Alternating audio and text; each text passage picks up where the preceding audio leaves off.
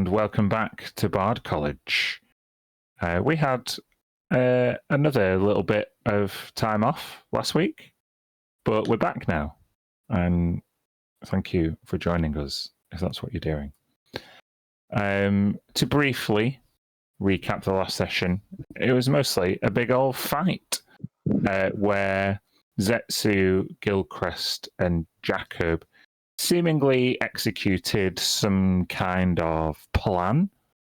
The success of which is yet to be determined. At one point, Zetsu seemed to try and tempt Tisha away, which she, of course, resisted. And who could have accounted for the sudden deployment of Hector from the Iron Flask, perhaps tipping the odds in the Starseeker's favour. Upon the completion of the battle, most of the Starseekers went out to try and retrieve Freddy and Nain. Is it Freddy and Nain were together? Mm-hmm. From a magical encirclement and some magical kind of bonds that Red dispelled and dealt with, before then letting Hector have his freedom.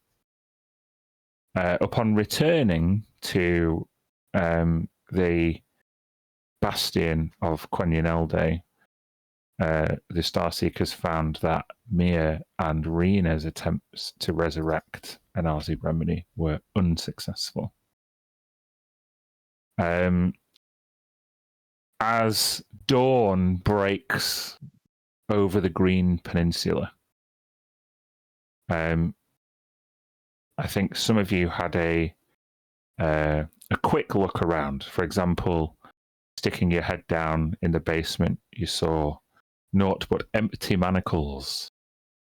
But the imperative to complete your long rest will be almost irresistible, given everybody's exploits, unless there's anything anyone would like to do first.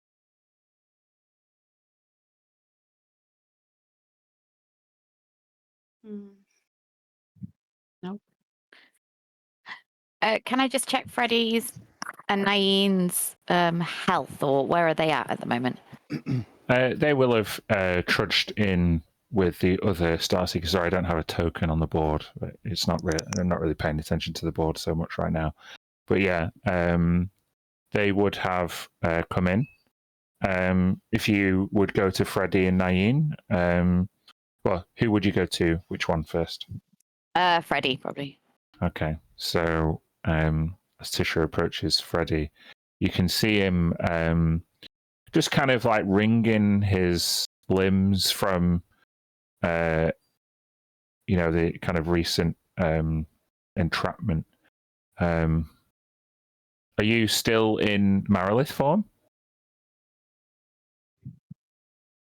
No. No. Okay, we have an action to return, but yeah. Then, yeah, Freddy would not have seen you in your Marilith form at all. But so Prize for later. He would gratefully receive you. I only popped out to pick some flowers. This place has been turned upside down. Are you okay? Yeah. I mean, we are now.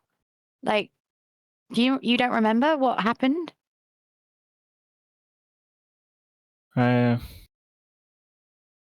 Well, I was working my way down the component list for the poison. I heard something behind me, and next thing I remember, I'm back to back with Nain. Mm-hmm. As if we'd been held up on the roadside. Nain doesn't remember anything either. Mm. But we've kind of been there that long. It's only just morning. Yeah, it seems like it was a few hours. And then And then Tisha would probably sort of explain to him what's happened in his absence of everything, but not loud, like just quietly, so he can get a grasp on things, not to kind of rehash everything again. Of course. As you rehash your account of the battle, obviously Freddie would listen intently. Hold on. Let me just get. I'm going to make you roll for something, Lucy. Okay. Basically, how successful Freddie has been or in collecting his components. But I'm just getting that component list up, if you bear with me a second. Fine.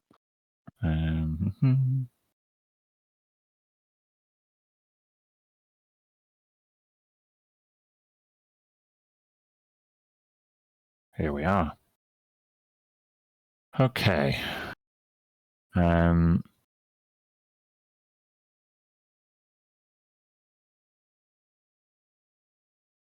It's a D4. I would like you to roll me. The number will relate to how many components he was successfully able to gather. Okay. Before he was, in trouble. 4. Hey, great roll. Yeah. As you recount your story, Freddie provides you with the good news. He says, well, it looks like I was able to get most of the things I needed. I have nightshade, viper bloom flowers, some scarlet fake up mushrooms that need grinding. And I also have this. Oh, be careful. And he kind of pulls out like a long grass snake. Oh. There are 2 other things that we need, but I'm sure we can deal with that in the morning. Was fire beetle thing? That was so one of them. I got that for him. Remember? Okay, he doesn't know that. I don't think. He actually, because he actually like killed them gruesomely in front of. Oh, he helped you. Sorry, I thought Tilly dealt with that. Okay, so then he'd say, together with the fire beetle ichor, we just need one more thing. And he kind of then awkwardly looks in Red's direction. Oh. Okay. I think we'd need a significant donation from Red. Blood. Yeah. Oh God. Well, maybe that's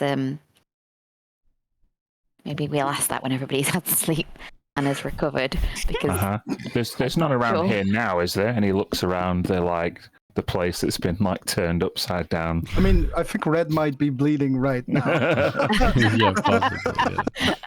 Very good point. You're on mute, John, but I think you were hurt quite a bit. Went down half. Mm-hmm. Is there a patch where that Tisha would know that Red was? Doesn't sound like significant though, does it? Oh, okay. Just rip the scab off that started forming. Oh. No. For another time. We can. Yeah, we should probably rest. If we can sleep, that is. So I say that to Freddie.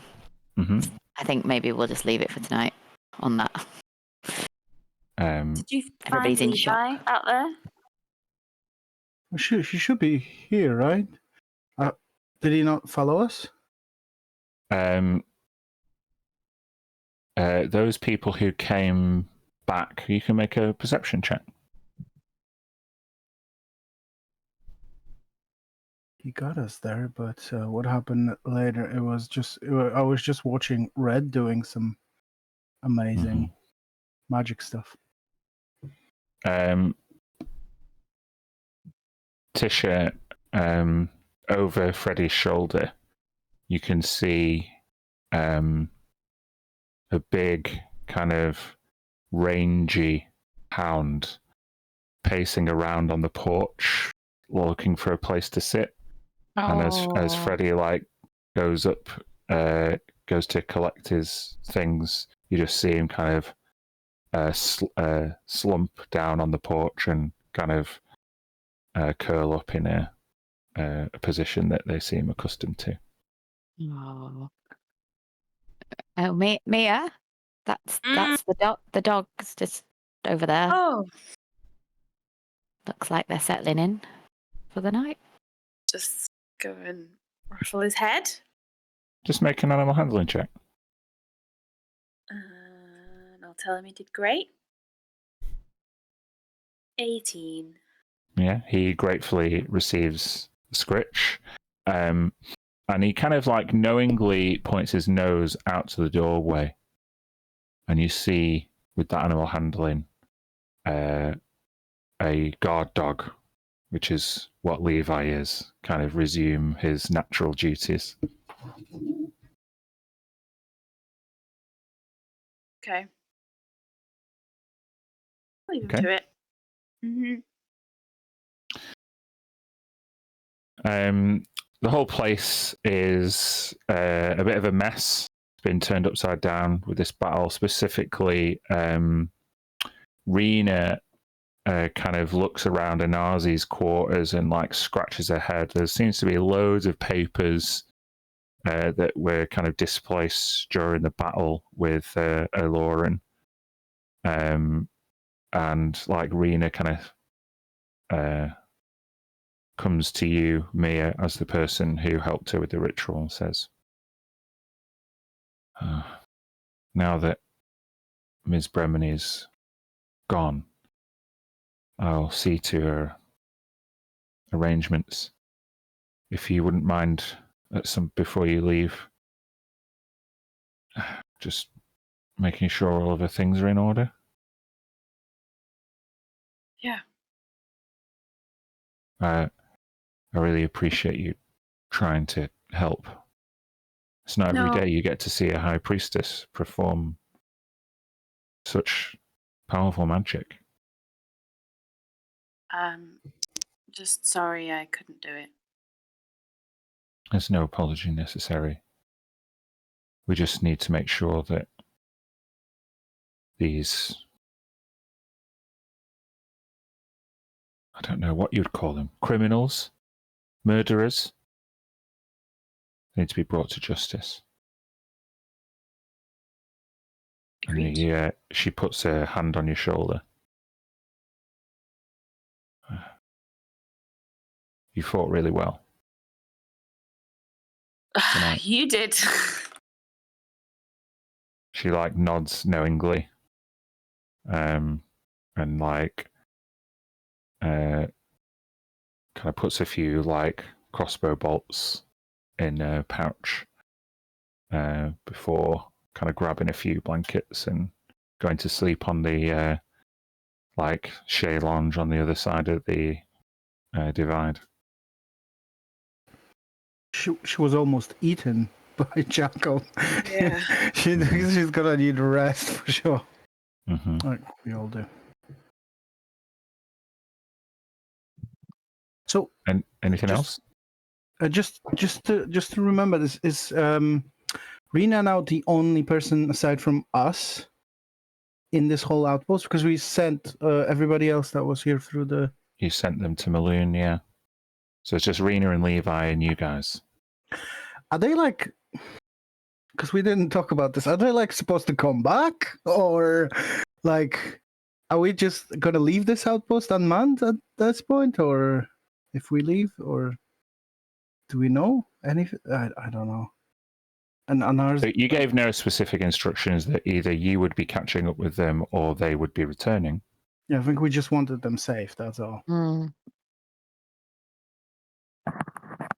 Oh God, the what was the third guy's name? The Anarzi's mayordomo or accountant or whatever he was. Yeah. Or was it someone else? It was Santar, yeah. We should let him know, probably. Yeah, where did we last send him? Somewhere.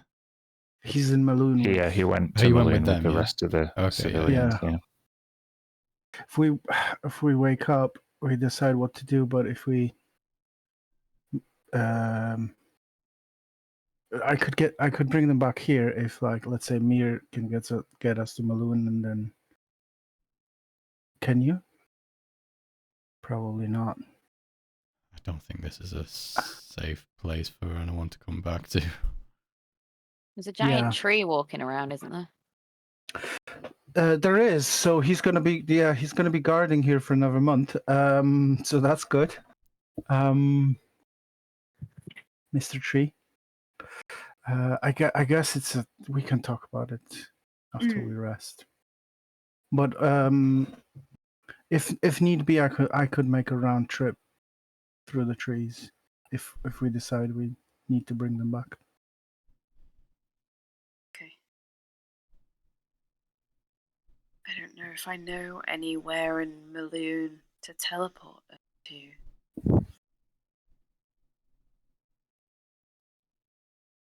Well, we'll figure it out. We'll see what Rena says after she wakes up. Also, just wanted to mention this, because Freddie, you said it just felt like you guys were, had on the side of the road by some bandits. The stuff that was binding you, that was some next level magic I'd never seen in my life. I can't believe I Red would was able assume to that disable it. elven bandits are pretty well versed in the methods of securing their hosts, but I honestly didn't see anybody. It all happened so quickly. You wanted to do something on the side of the road there, Red, before I interrupted you and said we should come back. I don't know if that's something you want to try before we go to sleep. Remind me, John the player. It was you wanted to. You have an item that you can cast Greater Restoration from. Oh, that's right. Yeah, I wanted to try it from the Blood of Lathander. Let me check how many. And Nain was coming back with ruby dust, I think, or something. Mm-hmm. Yeah, that is for Forbiddance. Forbiddance, but nobody here left. Kinda Gonna be seems left here less. to do it. Yeah. Unless you cast it, if that makes sense. But it might not make sense anymore. This place might not need any protection if we just abandon it. In which case, let's take my tree. It'll be a fun companion on the way. Very leafy. Well, I'll try a Greater Restoration. It was Freddy we were going to try first, wasn't it? So you're casting, but I think that's what you wanted, yeah. Yeah, because from what I remember, it seemed like he was having some trouble with his memory, and he was kind of like out of it. We give it a try. I'll cast Greater Restoration from the Blood of Lathander.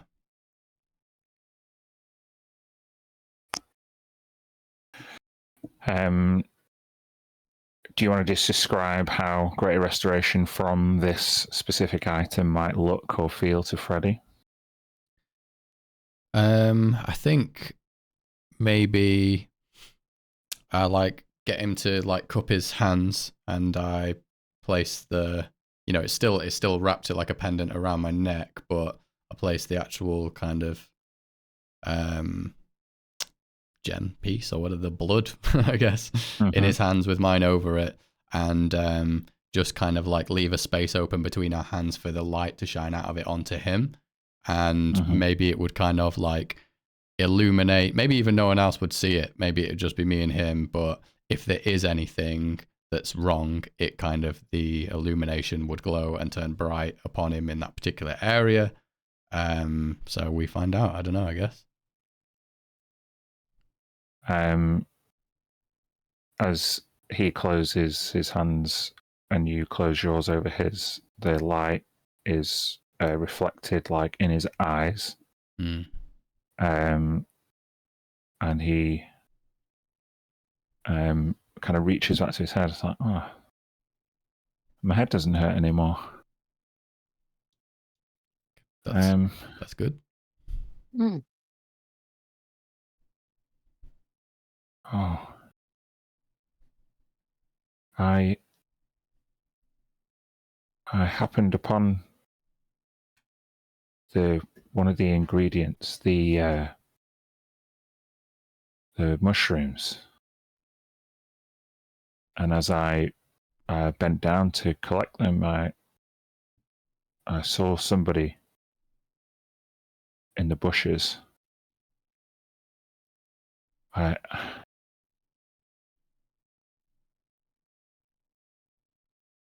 They did jump me. The pain in my head was from a blow. I came to as I was being bound with that magical item, the bonds that seemed to swell and shrink to match my body. The person who did it was an elf.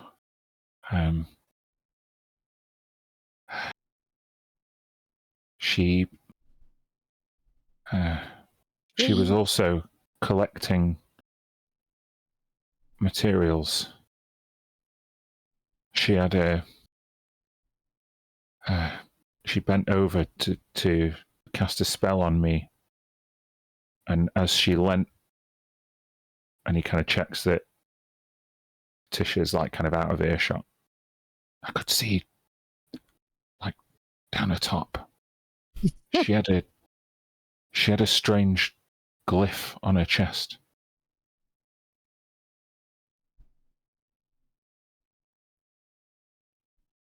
Do you remember what it looked like? Was it like, I don't know. I remember perfectly. And he grabs a quill and runs into the study. And he draws out, did Red see Jacob? Did Red see Jacob or Eloran die? I'm trying to remember where. Hector killed Jacob. Yeah. So I think you were quite close. I think so, yeah.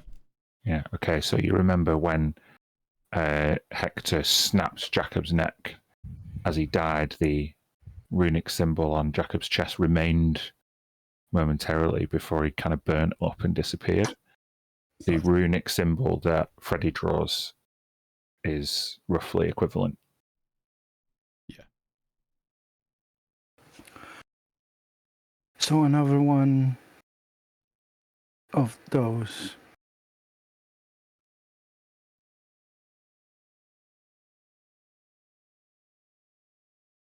This is bad. Well, did she say anything before she messed with your head? She was kind of singing to herself as she collected the ingredients. Nain was slumped over my shoulder, totally out cold. But as I regained consciousness, it was something about like an old elvish song, something about finding peace in dark times.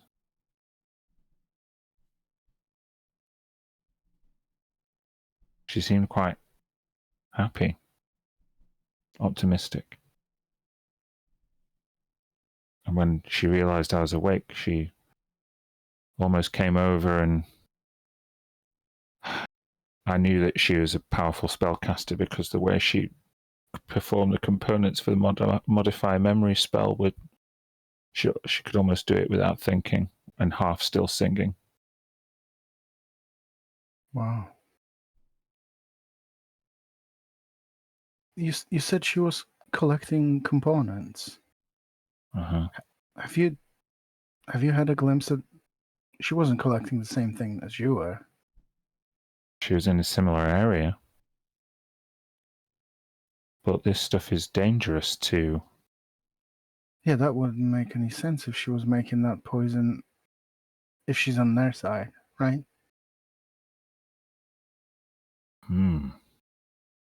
That is an interesting thought.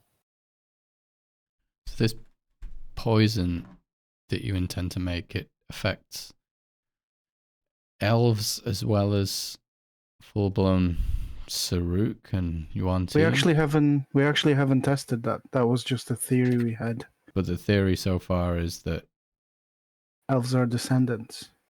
Yeah. yeah. But we haven't actually given it.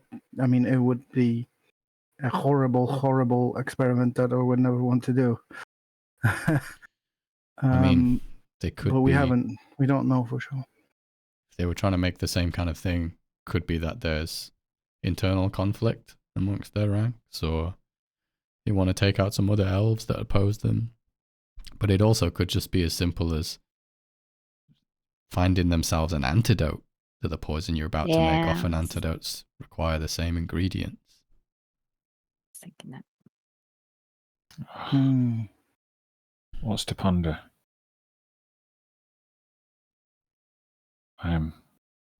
If you don't mind, I need to sleep. Yeah, you've been through it, and I don't feel too fresh either. Which room doesn't have any blood in?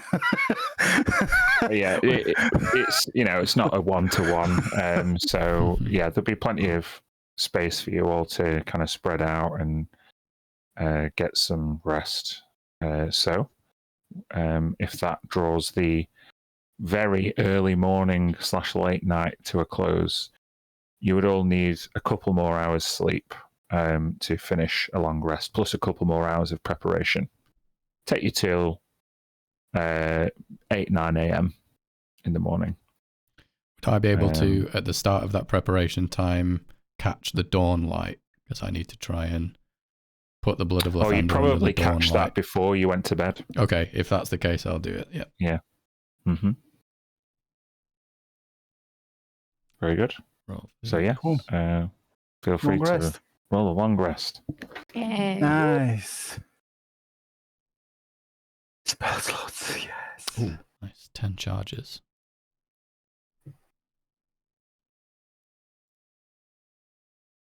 Oh, as a part of the long rest, would I be able to, in the preparation side,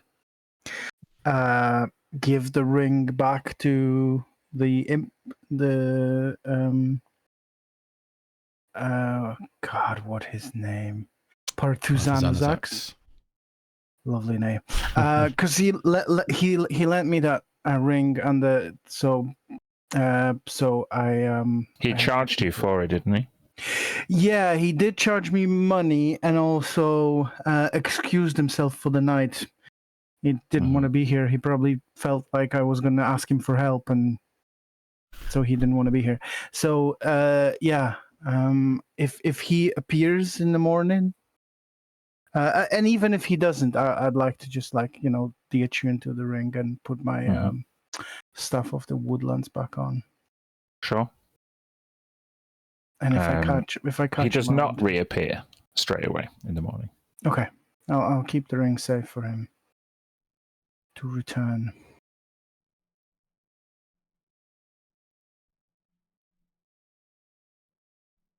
As you wake up in the morning, the temperature increases as the sunlight bathes the Green Peninsula in glorious daytime. It would become apparent that upon the finishing of a long rest, Levi disappeared. Who blew the whistle? I did. You would have found that some kind of sparkle or sheen is restored to the whistle that coincides with Levi's disappearance. Cool. A magic dog. You could call him again, but he's just like some random dude that's also a dog that works somewhere, and then we're just gonna call him for random things that we. You imagine that perhaps his previous owner, Cree, bound him to this whistle so he could always be summoned. Oh no! Oh, I want to free him. Well, that is something that a priestess of Mystra could investigate, probably at one of her temples. Yeah, I'll think about that later. I'll look after the whistle, though. I'll wear it on a chain around my neck. Mm-hmm. I like it. I like Like a PE teacher. Yeah. Mm-hmm. Okay. Yeah, you wake up in the morning. You're doing your preparation. Rena has foraged a somewhat meager breakfast for you. It's literally berries. She kind of walks in with a few bowls and places them down on the kind of central table. It's like, the big tree helped me pick these. I don't know if some of them belong to him. I don't know if that's strange or not, but I'm hungry. There's no berries on a tree. Usually. I don't know. I could make them a little bit more I could make them a little bit more nutritious for you. And I'm going to cast Goodberry because I'm a druid. Yeah. Mm-hmm. And we don't really want to be worrying about food today, so. Supplementing Rena's breakfast, she has like a handful. Says, "Oh well, now that that's taken care of, I can go back to trying to sort through all these papers. I'll be in Anazi's quarters if." Wait, hold on. I think we just wanted to ask you. This place wasn't your Nazi's destination, right? You intended to go back to the capital. This is kind of like a way station, like a summer house. Yeah, we generally did most of our business in the Twin Cities. Because we're not really sure back what there for a while. we sent the staff yesterday, as you know. Mm-hmm. And now we're not really entirely sure what should we do about this place, if anything. What's your plans? I still have the keys. I can lock it down. Santar was the one who made the plans, though. I just carried the heavy stuff and kept everybody safe. Should we bring him back? You think? I mean, he probably want to be here to. I don't know. For the funeral, maybe. He deserves to know. It might take me a while. If you were able to bring him back, I wouldn't be against it equally. I can deal with this place. I don't want you to worry. You've got enough on your plate. Yeah, no, yeah. We haven't decided what to do next, but I think we might need to keep going, right? She kind of shrugs and goes back to looking through Anazi's stuff. I'd like to help a bit here. Rena asked me to help her make sure everything was okay about Anazi, but yeah. Do yourself an investigation check then, Mia. Okay.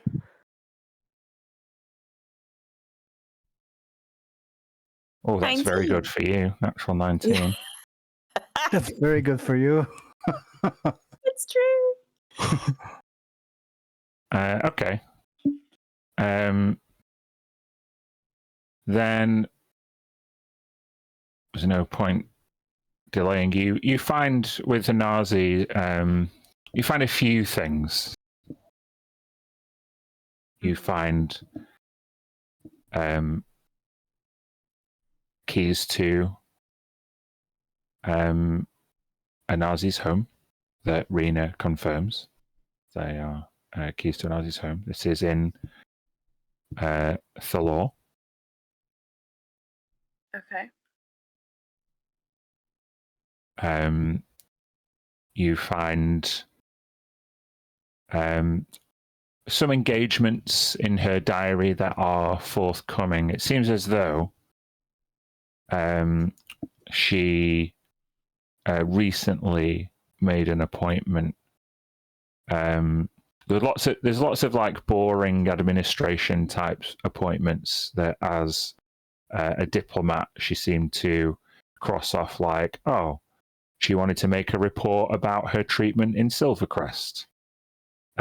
She wanted to speak to a diplomat representing the council about the human-elven relations. That, if you look back through her diary, you see that the kind of the breakdown in communication between the Menelambir and other places on the Isles was causing her a lot of frustration, lots of cancelled meetings, lots of denied requests. Yeah. Amidst all that, you see one appointment that is circled. If you bear with me 1 second.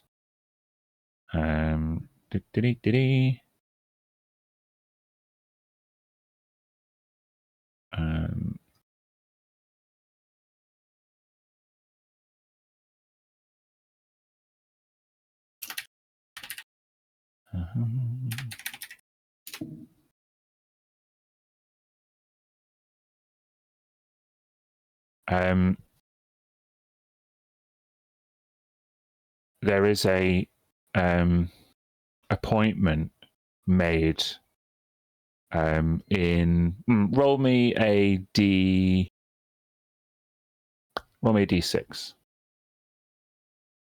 3. In 3 days, hold on.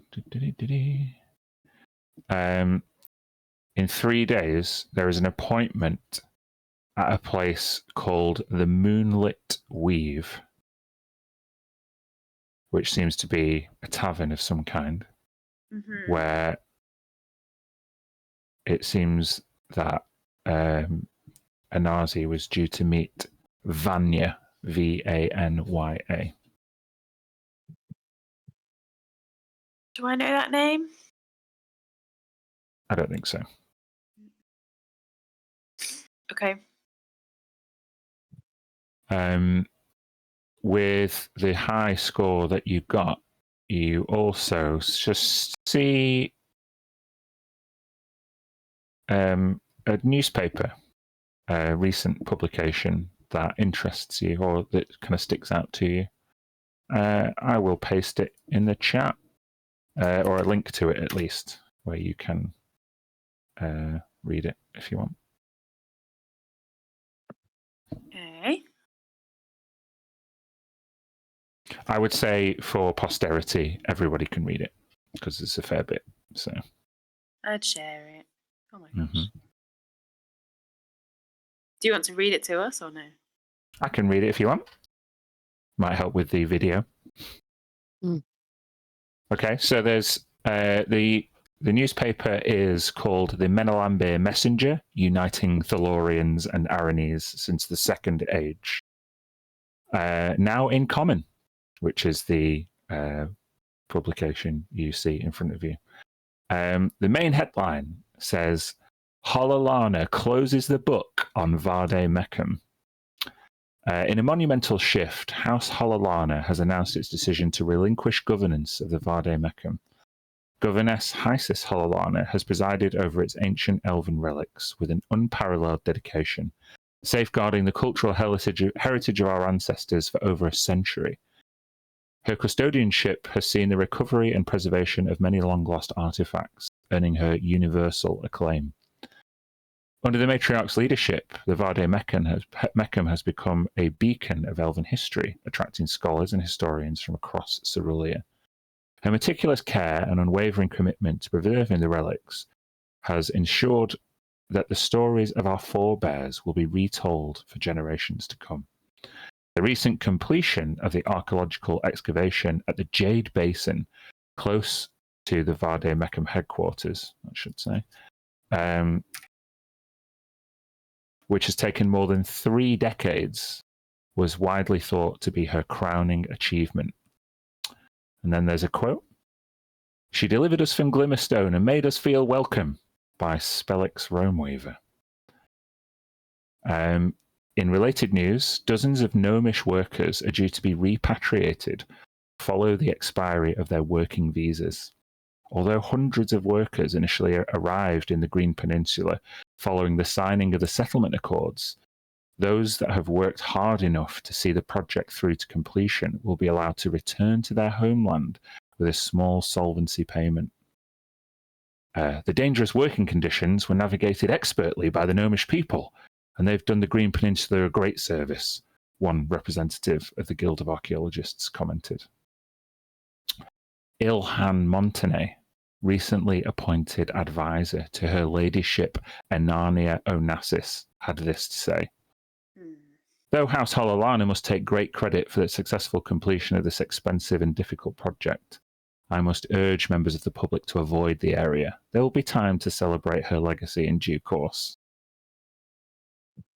The next headline is Eclipse marks the 10-year anniversary of the liberation of Zonderkeep. This month marked the 10th anniversary of the arrival of refugees from Zashala to the port bastion of Quenya-Nelde. The Zashalans, who were liberated from their homeland by the Knights of the Golden Worm, found that the occasion was marked by an unusual solar eclipse. Council scientists are insisting this has nothing to do with the much speculated capabilities of the Telesire Luminae at the Pillar of Sassalone. And local officials are preferring to draw attention to the achievements of Zashalans, without whom the pillar would not have been restored. Their successful integration into the community has been exemplified by the achievements of many Zashalans who have flourished in Menelambir, said one council source. Notable figures include Marek Thalos, who now serves as a council advisor, and Azrin Kavaris, the once vaunted bachelorette who found love with Ithlios Savori. Their contributions have enriched the cultural tapestry of the Green Peninsula, demonstrating the strength and resilience of Zashalan people. The final headline seems to be a small warning.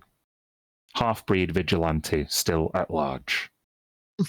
Insurrectionist Jacob Bremini Lecheria recently absconded from custody with co-conspirator Gilchrist Savori in what some elves are calling proof that the elven nobility is not what it used to be.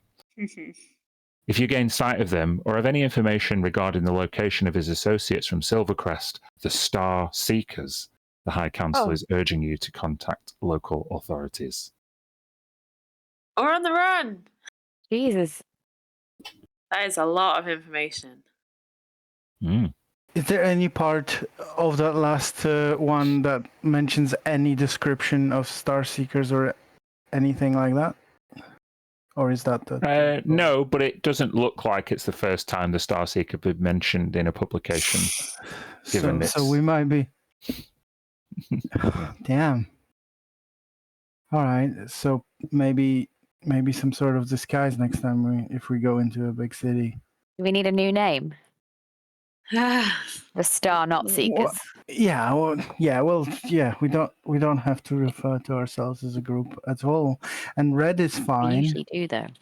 Because I don't think anybody knows about... Well, Zetsu now does. So, there's that. Wow. Does it say who is going to govern the Vade Mecum?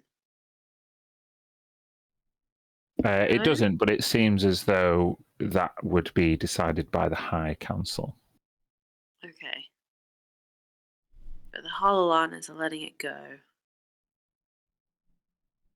Coinciding with the completion of this archaeological dig project. Which they've said, don't go there! Yeah. Like So, his grandfather is. obviously, we have to go there. Yeah. Do you reckon, Where we reckon go this- next? Hololana's been killed because she's done her duty? We can celebrate her legacy in due course. Or maybe, or just pushed out. Yeah. Okay, that's the less drastic version. Maybe. I mean, there's still question of where Varian is, or if he's not mentioned there, is he? No.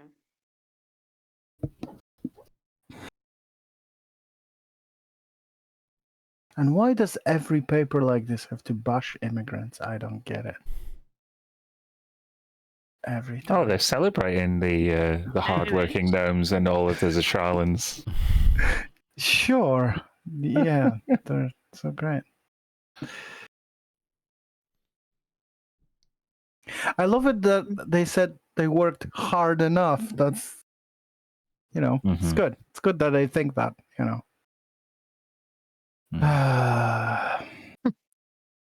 This one's interesting, isn't it?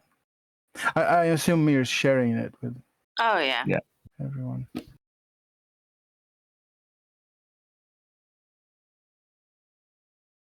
Hmm.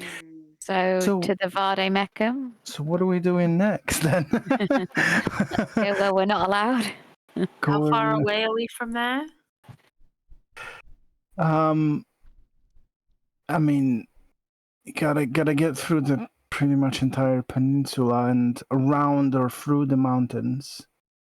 Around probably. And assuming we want to avoid the city at this point. It would be clear from a map in Anazi's papers. There is a very small road through the forest towards the Twin Cities from Quentinelde that is heavily fortified, lots of stops and checkpoints. But there is also a road, a smaller road, the coast road, which goes up to Quenyacanta and then right around the rest of the peninsula towards Revisari. Through Revisari, which is less heavily fortified, there is a bridge over the river and then a trail around the hills to the Jade Basin and the Vade Mecum. So you've got the short, hard way to the city, or the long, easier way to Vade Mecum. And In terms of the roads, anyway. Can I ask Rena if she knows where the Moonlit Weave is? Huh.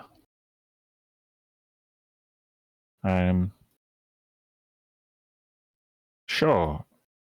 I didn't realize we were set to go all the way to Revisari. Oh. That's just what I found in her diary. Yeah. Well, I guess she spent a lot of time getting nowhere with the officials from the big city, so I know she has a few friends from Revisari. It's where she's from originally. Do you know this Vanya person?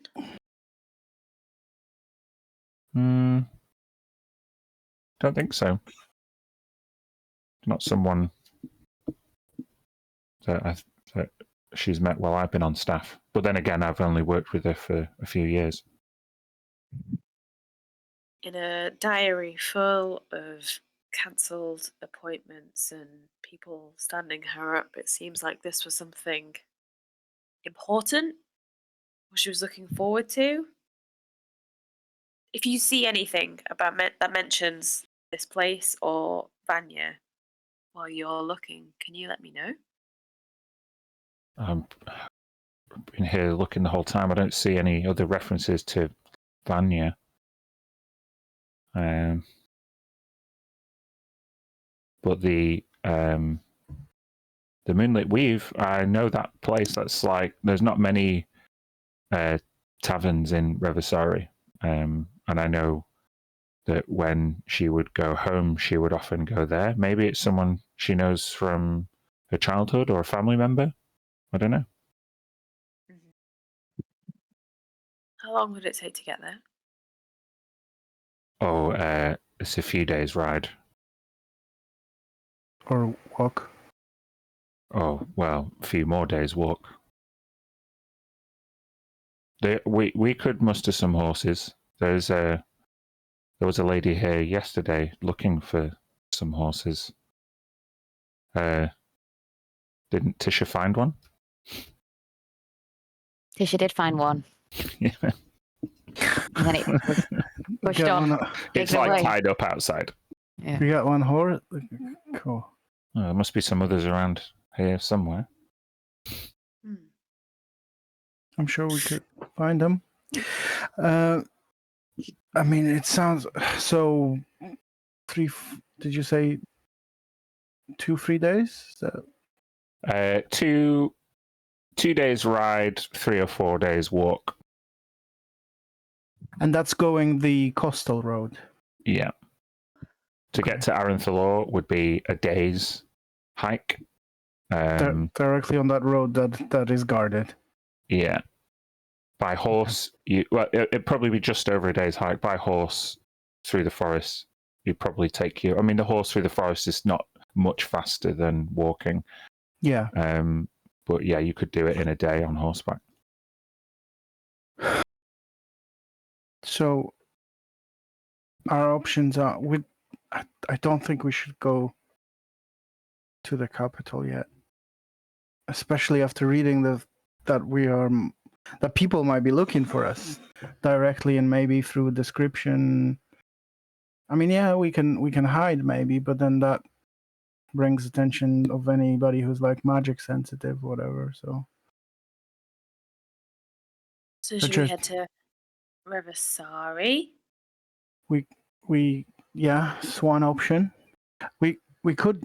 There is another option, which I brought before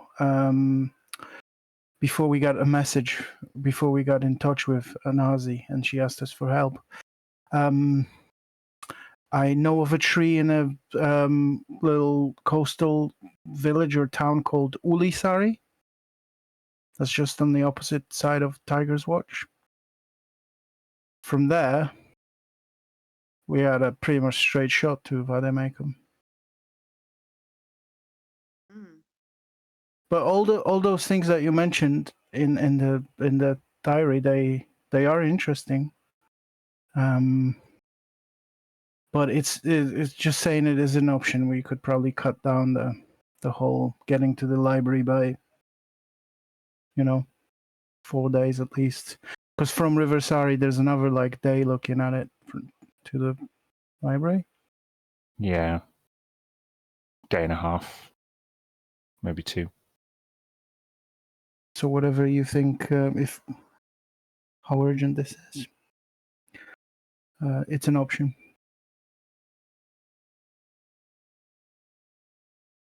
Anyone else? I would like everybody to make a perception check.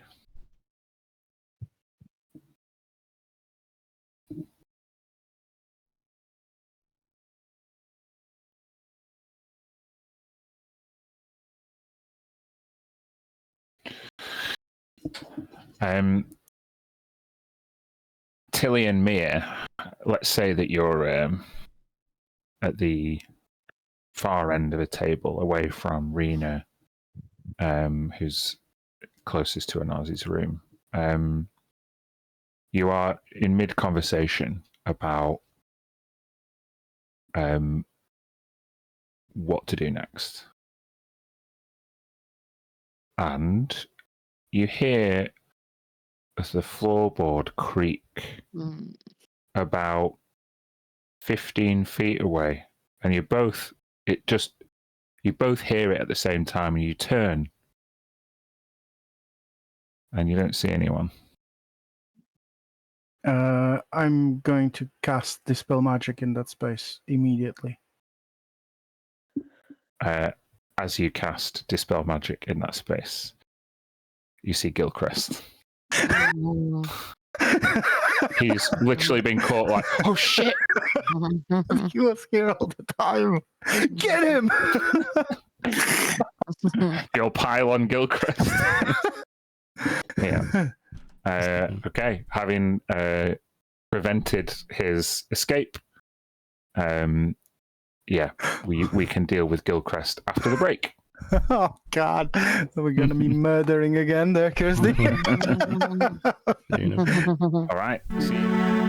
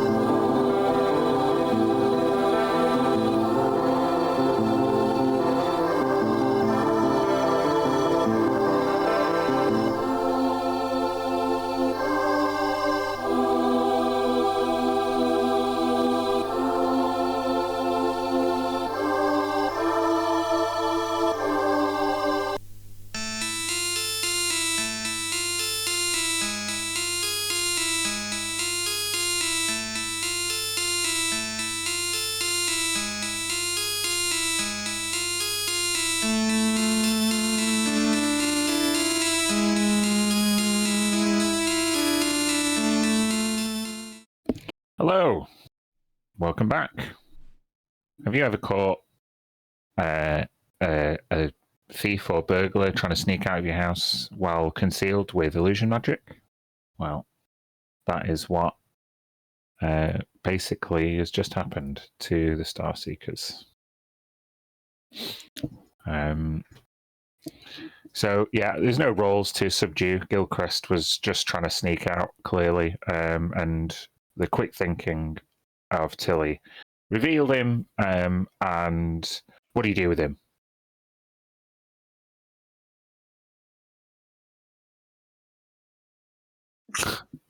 Lucy punches him in the face. Tilly. Slap him around a bit.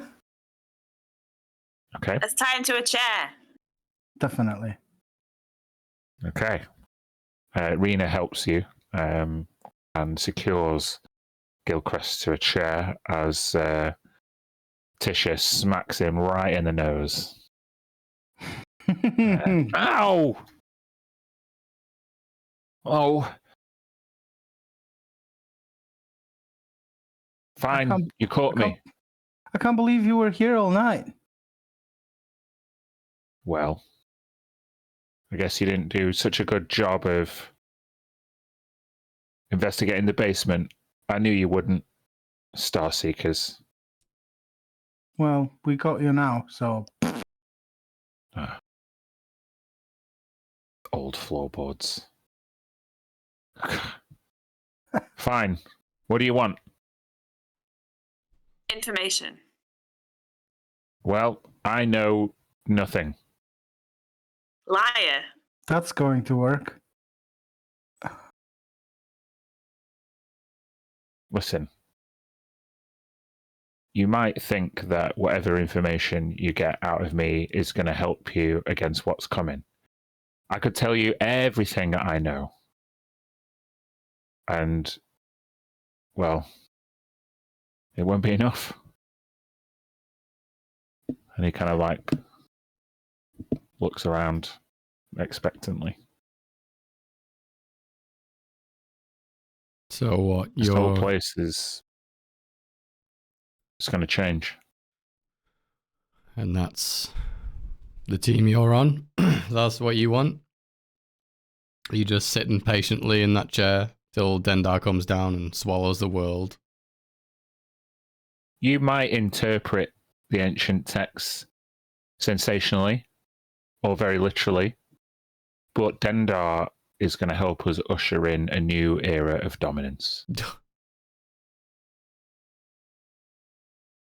He's a giant snake, like, literally. How can you Dendar is not wrong? a giant snake. Dendar is portrayed as a giant snake in mythology, but really, he's a godlike being that was here before the gods. Something that was so powerful, the gods caged him. Kelemvor subdued him and had to keep him in a cave in his nightmare plane, and still, from beyond the veil of sleep, he calls to us all. Such power cannot be contained for long. His return is inevitable. I just start giving him a very sarcastic round of applause. Low clap. Slow claps, yeah. Wait, is he... Would you mind terribly? And I know he's tied to a chair, so he can't really oppose. So I'm just going to undo his shirt and expose his chest. Yeah, you see the runic and scarring. Okay, let's start here. What is this? Stendar's blessing. Who gave it to you?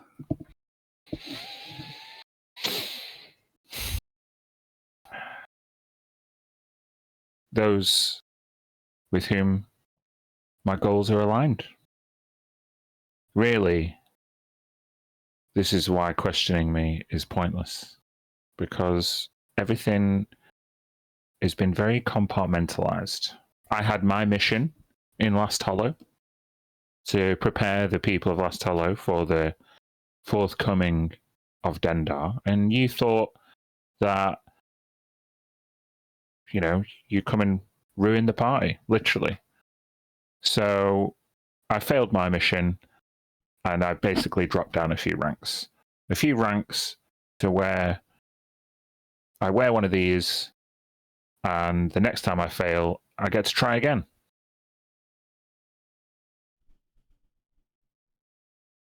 Just like try again, glyph, or get out of jail. Yeah, listen, you can kill me.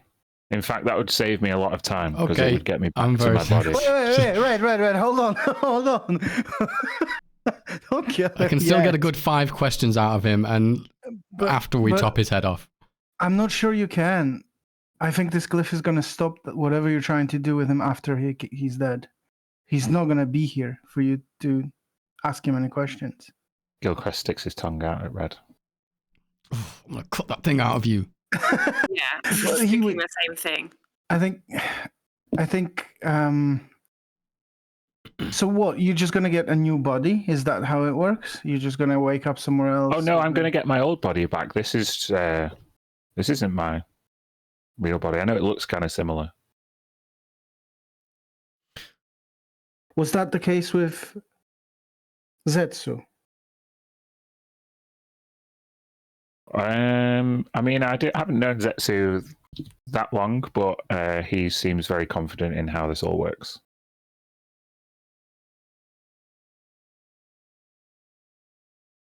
So what were you doing here tonight, last night? We were sent to test your abilities. And given that I nearly tiptoed out of here, I would say they've been found to be somewhat lacking. Is he lying? Is he being an asshole? You can make an insight check. It's probably... Oh, wow. All right. With an at 20, he is being an asshole. But this, like, confidence definitely comes from what he's been told rather than experience. And you feel that confidence, at least in a very, very small part within that 20, belies a heavily concealed moat of fear. They sent you to test us. Yeah, I mean, we know what you look like. We have experienced your capabilities. We just, I don't know. Just they just wanted to see how powerful you were. And you think not so much. I mean, to be honest, you could have fried us all in seconds. But what Zetsu said before he left, I mean, it's all already in motion. He's just toying with you. And with that insight check, you now see that genuine fear rise a bit more to the surface as he looks you in the eye mirror. You're scared of him. No, he says, I am more scared of Zetsu than anything that you could hold over me, any punishment that you could thrust upon me. There's no stopping that person. They've been around a long time. He infects your dreams until you're not even sure they're your dreams anymore. It's like he connects us all like we're his puppets. Like you struggle to decide whether the thoughts that you're thinking are even yours. And a little tear gathers at the corner of his eye. But at least we're pure. I hate to think what he's got in store for the likes of you. I want to crush him like a bug. Is Zetsu the prince from the legends?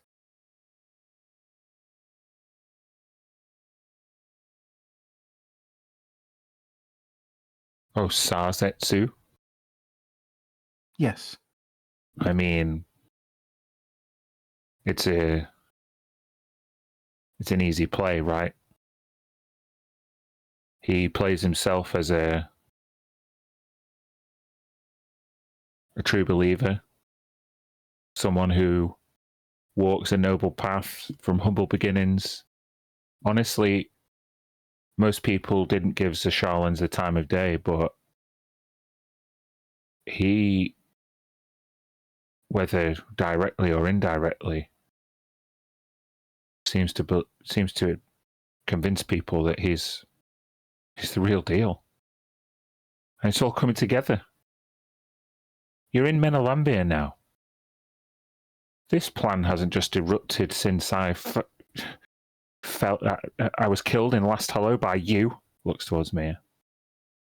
This has been going on for decades, centuries, even. You're too late. I don't believe that. No. I don't believe that. I think we will stop it. We will stop you. And then what will you have? Nothing. You'll be made to answer for everything you did. Mm. You know, Well, it's not kill you. If the entire combined might of the gods could not destroy Dendar, how the hell do the Starseekers expect to do it? Do you have a plan? Do you have a weapon? Do you think we're going to tell you? You can't tell me because you don't know the answer. I want to like prod him in his. Is it like a wound? This sort of sigil thing. It's like scarring into. It's like somebody who's like carved his chest up with a knife, and it's like partially healed over. Poke him there. Mm-hmm. How does this work? You die, it brings you back. What else? Make an intimidation check. I'll give you advantage. Okay. 12. I don't know how it works, but if you saw what I saw, it does something.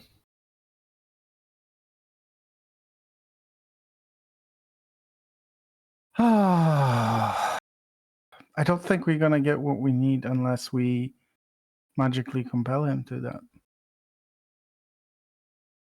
Does anybody have looking at you, Red?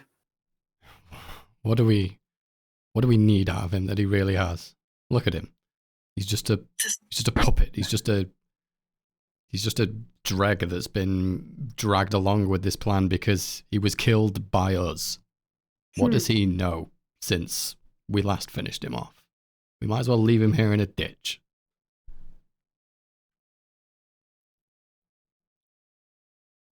That said, we might learn more from his body than we do from his mind. We want to know more about that glyph. Why don't we? That's not his body. No, it's a fake.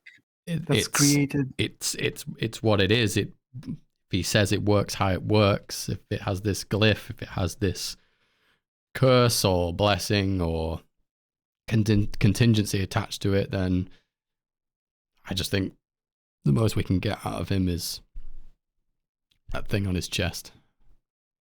He's not the He's not the ringleader. What do you think? He was Zetsu's strategist? Couldn't even sneak out of here. Wow, I mean that must hurt a lot, Gilchrist. You are not in high regard amongst the high Star Seekers. Just want to say that. Suppose the rats don't hold the boot that trods upon them in high regard either. Ah, he's so annoying. Okay, so it's two options. We get him back to his normal body, wherever that is, by, or maybe we keep him somewhere. We stop him from going. I could have my tree hold him for 30 days and feed him berries so he doesn't die. You like, It's lovely. You'll love it. I could capture him in this and hold my scepter of Savras. Ooh, I like that. We also have the flask still. Yeah, but I don't know if the flask will work. Because of... He's from this plane, although it deserves an experiment, doesn't it? I'll take out the iron flask. Since it no longer has nectar in it. Trying to paste the yeah, get the disc. the rule. Why won't it let me do it? Oh, here we go. It's got a big table there at the bottom. Main thing is that it's the creature has to be from another plane of existence.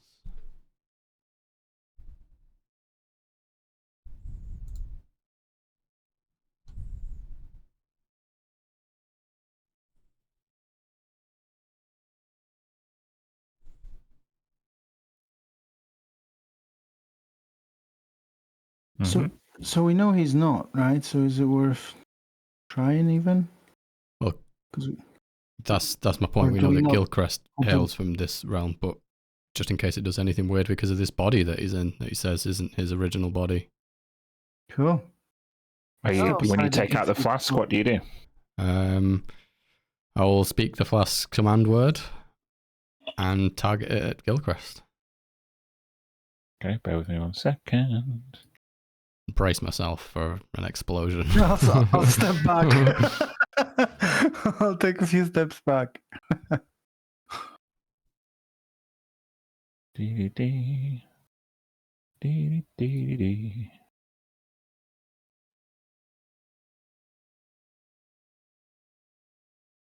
Why is this not working?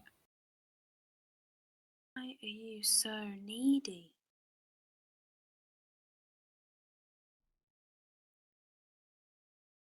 Okay. Don't know what's going on, but I can't seem to do any rolls out of D&D Beyond. Aha. Try again.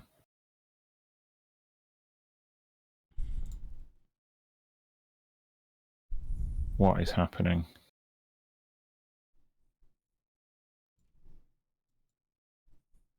So to refresh, roll 20.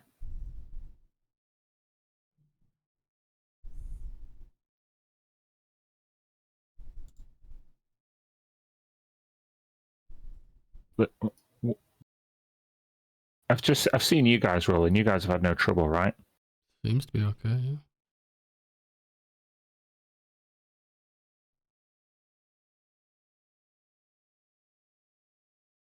yeah. Oh, they've all come through. Don't know what was happening.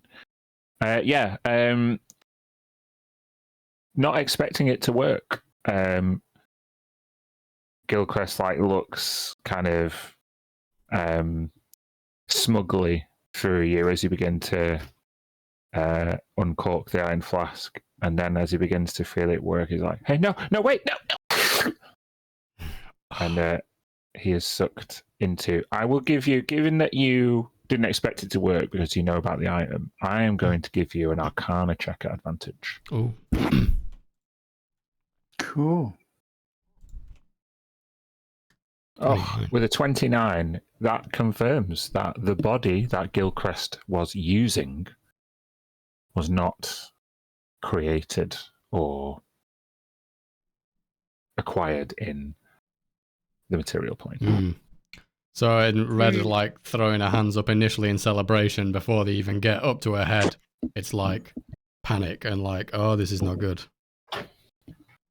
Well, no, it worked. Look, he's inside. Yeah, they're making these bodies, this body at least on another plane.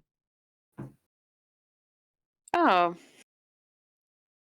So there could be loads of them out there. Yes, could be a whole shit ton of contingency clones for anyone that they brandish with this glyph. So they could prepare an army on another plane and then send it through, or, give each soldier a ticket on this side, I guess. I wonder if that's what Zetsu's up to. I wonder if that's his whole deal. You hear a weird Gilchrist-esque echo laughter as his essence is slowly distilled into the Oh. into the iron flask.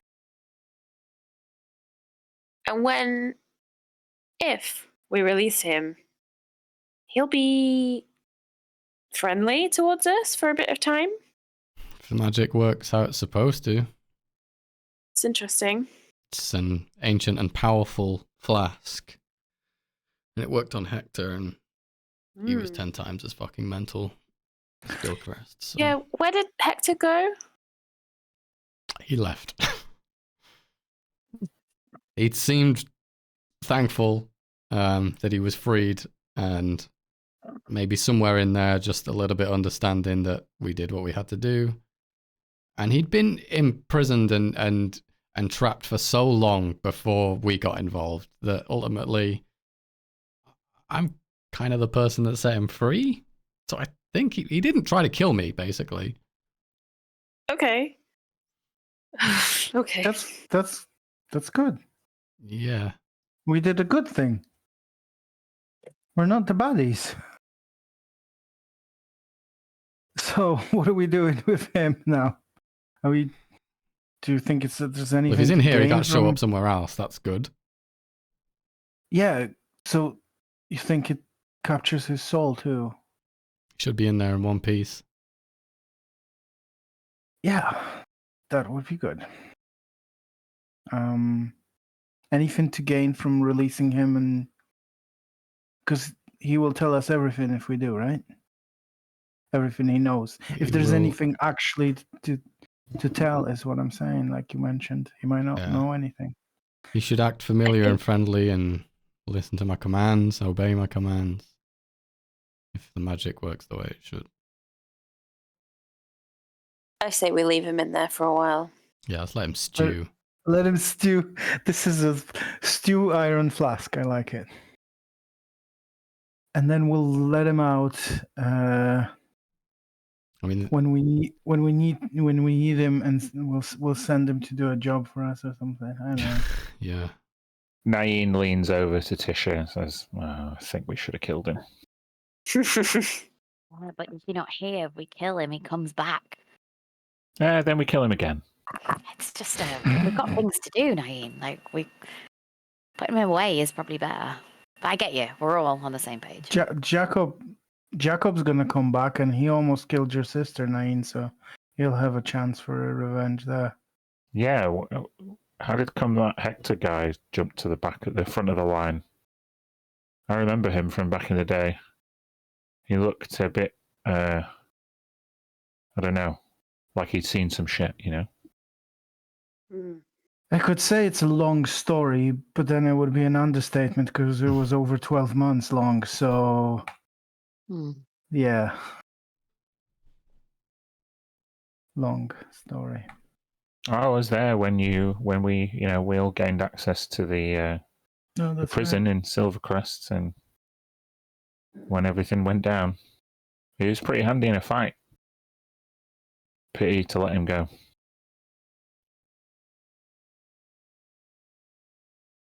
We might see him yet. You did say he offered his services when me and Giselle will finally need to go and get our souls back at some point. If we survive the Dend apocalypse. I'm calling it that, by the way. It's catchy, right? Freddie like silently cringes to himself. No, he doesn't. He loves it. I'll talk to Freddie. I want to ask him. He's just seen what's gone down with the Iron Flask. What do you think we can? Do you think there's anything we can glean from studying him? If he's willing for an hour, can we figure out if there's any way to undo or further understand this process of this kind of, I don't want to call it a rebirth. It's too sick and evil. He like looks at the glyph that he drew out with the clarity that you provided for him with the Greater Restoration spell. He says, "This is some old magic. I don't know if it's older than the magic that's now containing him in the Iron Flask, but what would have been interesting to know is whether the poison that we've nearly created worked on him. If his body was of a spurious origin, will the poison work or not?" Yeah, that's a good point. I've not finished making it yet, though, and Red, that's something I wanted to talk to you about. Oh, yes. Sit down. Eat some chocolate. Now, you understand that it would be, be a bad thing to have to do to kind of do some bloodletting, some hemocraft, but it'd be for a good purpose, right? If this thing works, then maybe Gilchrist's smug, confident air of bullshit will be totally misplaced. Maybe we can take down whatever army he's got from whichever plane it's been created in. It certainly seemed to work in Vudra.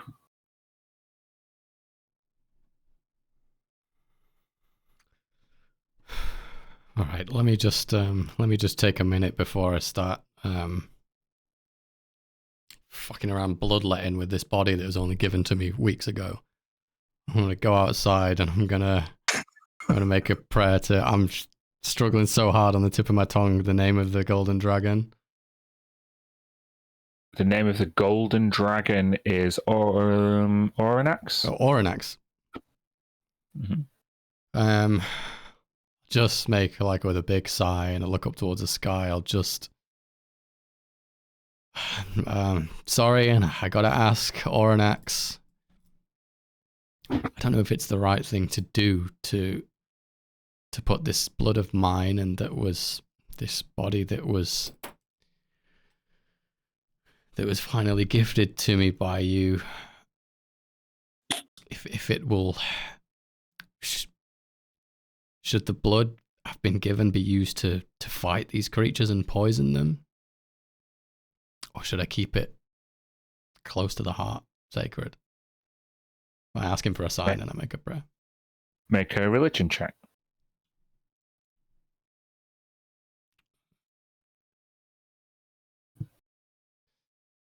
Oops.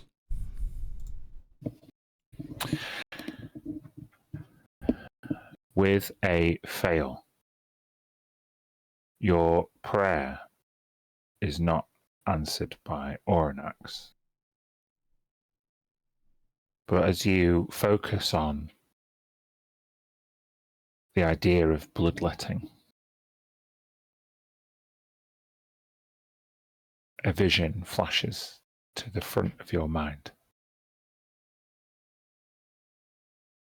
The image is of the eclipse, the the eclipse that you saw when you came back from the Infinite Library, when you stepped out of the doors in Silvercrest. You saw the eclipse and you focus on it and you see Sabathiel flying up into the sky and pointing back as if to dispel the eclipse. But you're not viewing it from the perspective that you viewed it. You're viewing it through a really powerful telescope from very, very far away.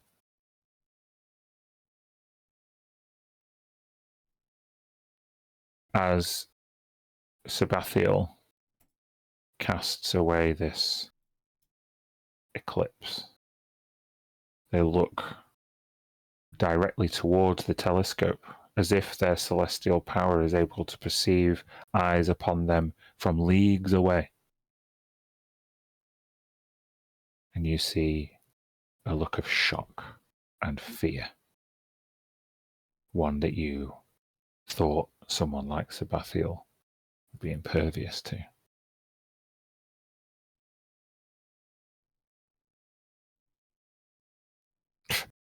And just like a chill runs down the back of your spine. There's no answer from Oranax coming. Shit. I'll go back in and be like, all right, fine, he's busy. Let's do this. Okay. Tilly, you have alchemy tools proficiency, right? I do. Then you're going to assist Freddy in doing this extraction. Sounds good.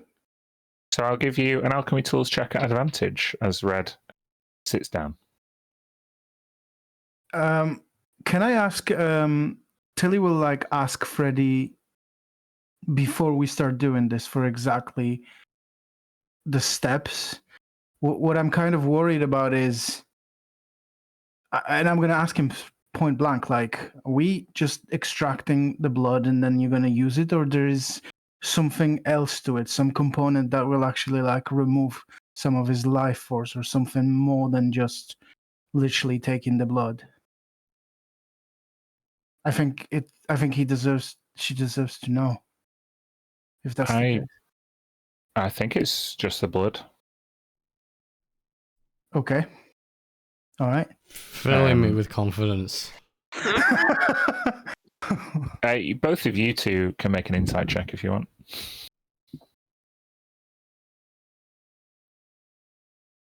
Oh, not very insightful. Red, you get the impression that although this isn't the first time Freddy has been around bloodletting, you get the impression that he's watched somebody else do it. And yeah, you may remember him working with an alchemist in Silvercrest, the dragon. He learned it from a YouTube video. All right, okay. Red, I'm going to try my best here. Wait. I don't know if I can do this. Fuck! Stand up. Shit.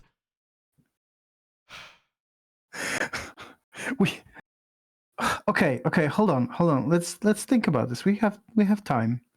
Why does it have to be the blood of a dragonoid? Why can't it be the blood of a genasi? Sorry, Mir. Wait. Or a halfling. Let me ask. Let's ask some questions. I think let's not rush into it.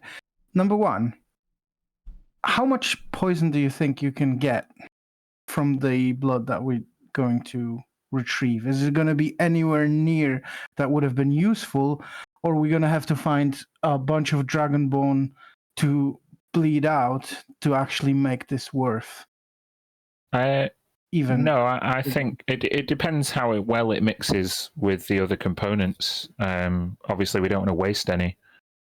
But if I get enough blood from Red, I should be able to supply at least ourselves with more than enough to coat some weapons to administer to our whoever we might come across. I mean, I'm not ruling out the fact that we might need to do it again, or that the distillation process might not go as smoothly as we would hope, but we have to try.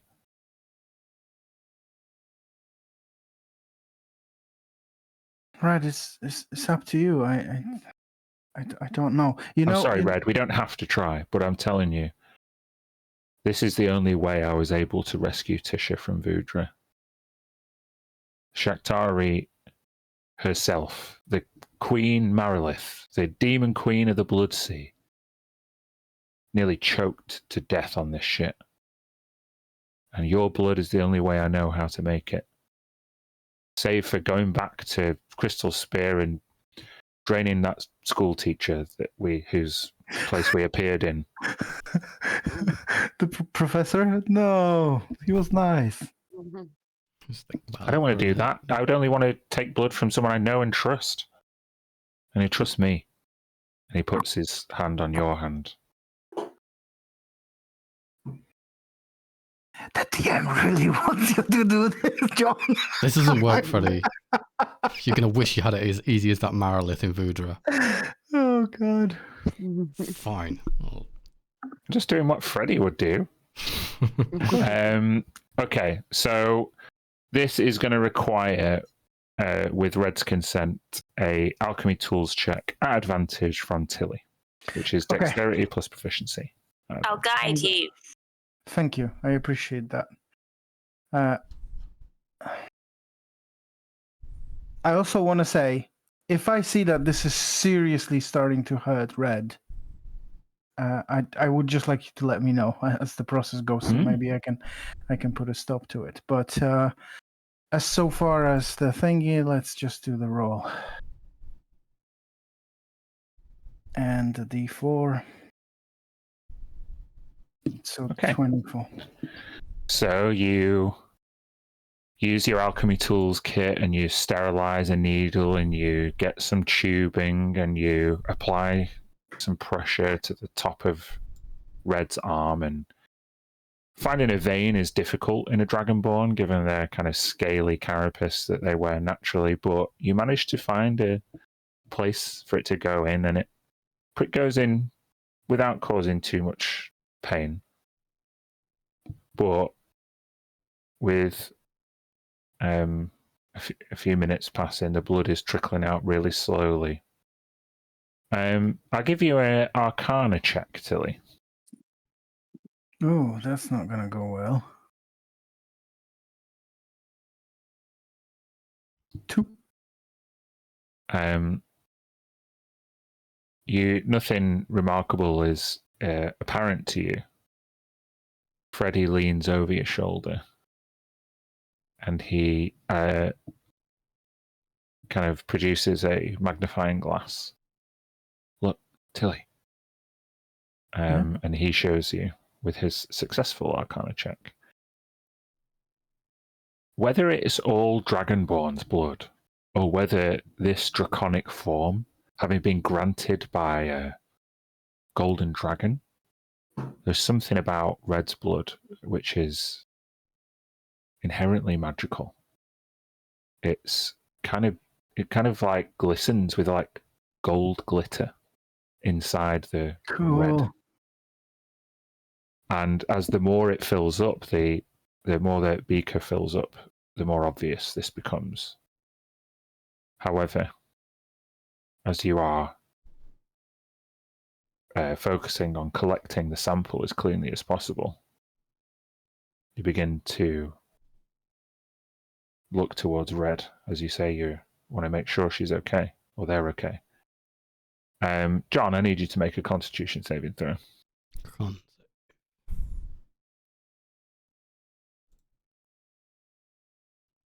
Roll, no.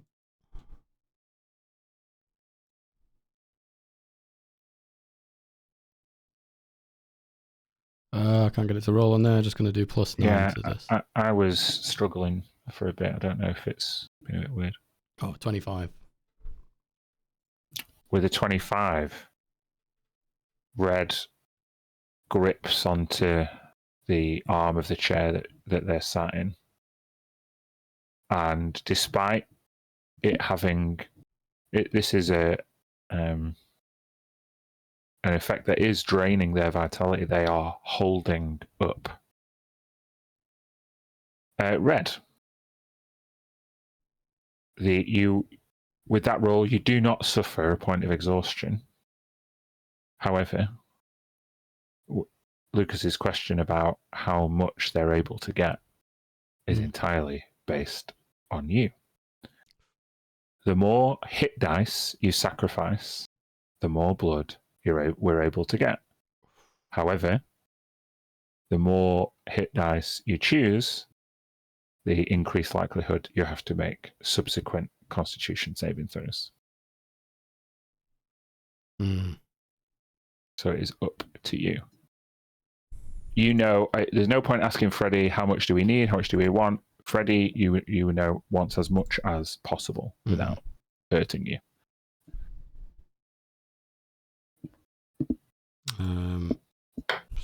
Check. So I have a total, of course, it's levels, so I've got a total of 19 hit die. I want to say... The minimum that Freddie needs is 4. Okay. And I think like 40% of blood, I mean, I'm talking real life, but effectively... Ignore that. That's We're talking game mechanics now. and a dragon with magic blood. I just think given the reluctance and the scary visions of Sabathiel and the non-answer from Oranax, because of that, I'm going to side with more like the minimum. So I'm going to say the 4. Need to see if this works, and then try to stop myself freaking out. Okay. Now I want you to roll those 4 hit die. Okay. So it's D8s.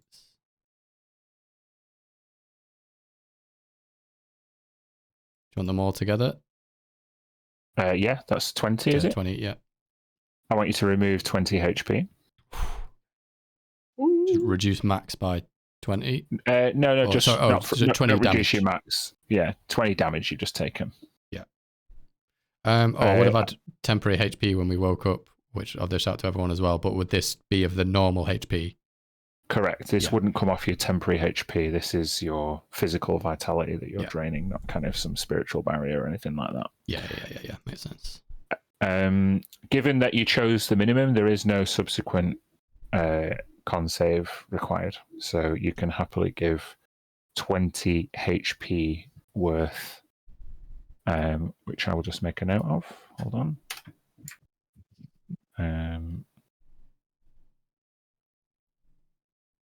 What are the temporary hit points, John? Did you say? Yeah, it is. Let's check. I think it's 14.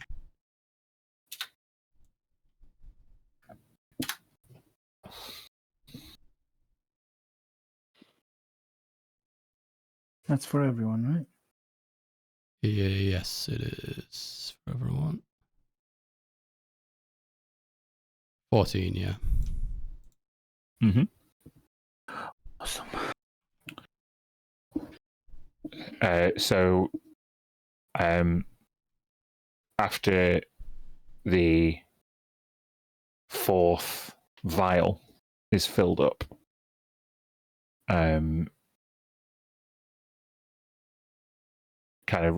Freddie kind of like puts a stopper in the last one, and as you're still connected to the apparatus, Freddie looks towards you, Tilly, and gives kind of a silent question. Should we ask them to stop or keep going? That's the silent question that he's asking you. I'll just relay the look in towards Red. Should we stop? Yeah, after 4, it's already. She's just summing it up. Do you like? Yeah, finish him. Yep. Do you like go to rip it yourself? Not rip it, but it's like it's clear that it's time to get this thing out of me before I do. Yeah. Okay. Yeah. Okay. Freddie, that's enough. Don't move. Don't move. It's He okay. kind of nods knowingly, as Tilly, as you disconnect the alchemy tools, I want you to make a medicine check.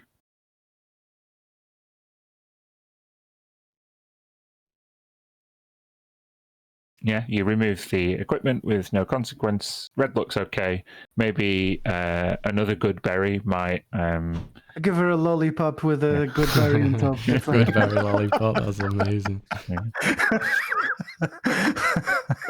Freddie's like, I'm going to need some time to put this donation to good use. I have the space here. I can't really do it on the road.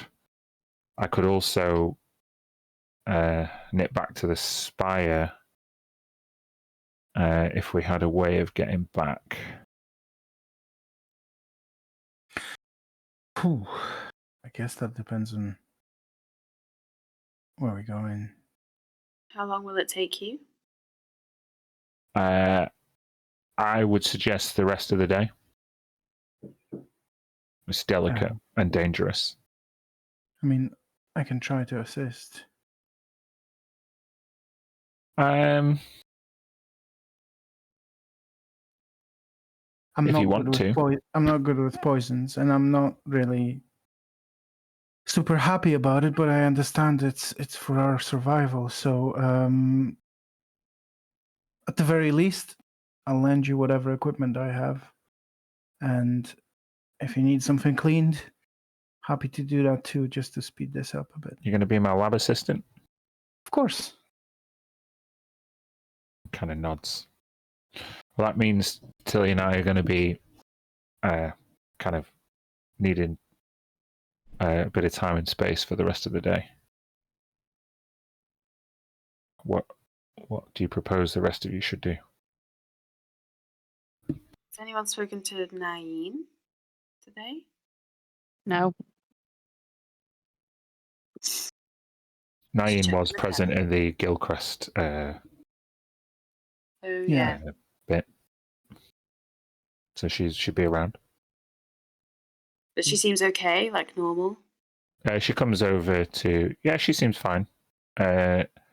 She still has a bit of a kind of dulled head. But you, from Freddie's story, you get the impression that she was totally unconscious for most of her encounter. She comes up to you, Red, and helps you up out of your chair. And in your free hand, hands you the bag of crushed rubies. I think was the spell component that you requested last night. Thanks. Well, I don't think we necessarily have use for them right here now, but these are still extremely useful.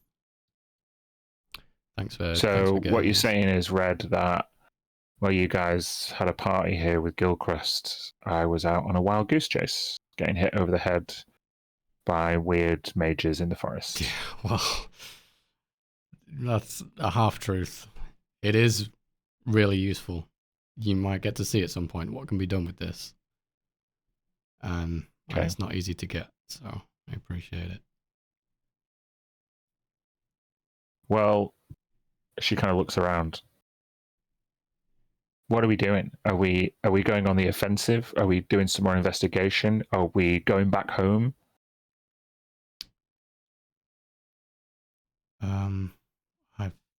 I had a bit of an idea. Thought maybe I'd put myself through another ordeal since it's not 10 a.m. yet, and I've already been through a couple. I'll pull out the mirror of the past. You guys know how this works. I was thinking that either we could use it to try and glean what's in that archaeological site, but I'm not very I'm familiar with the concept of it, and I've read about it. I don't know how much the mirror will be able to show.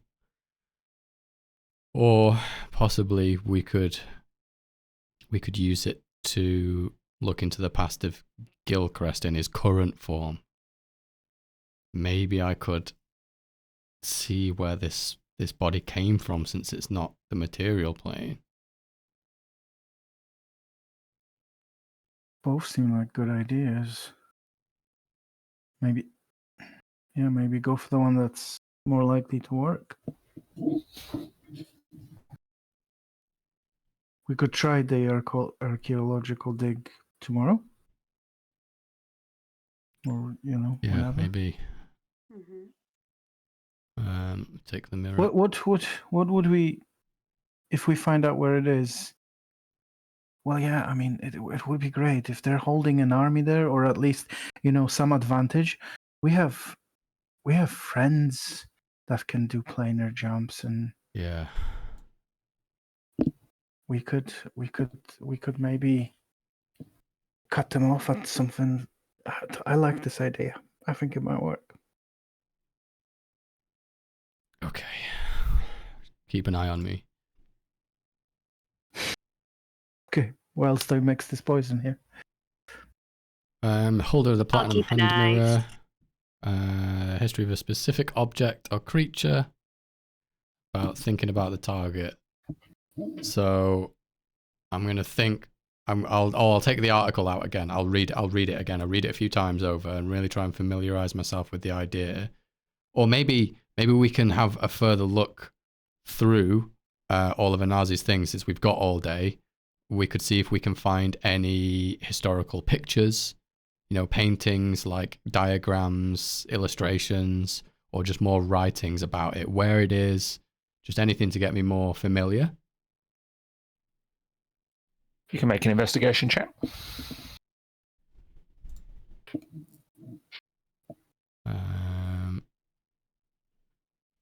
I have advantage, but I think it's only in a certain condition. Oh, it's the book thing. Should be a plain roll. 13.